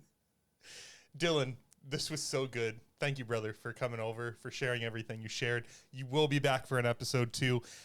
To the audience, you guys, if you enjoyed this episode, I would just ask one more favor of you. Share this with someone that you think could find value in this, whether it's someone who maybe doesn't know anything about Bitcoin. Again, when we were in the first 45 minutes of this episode, we talked a lot about acceptance and just...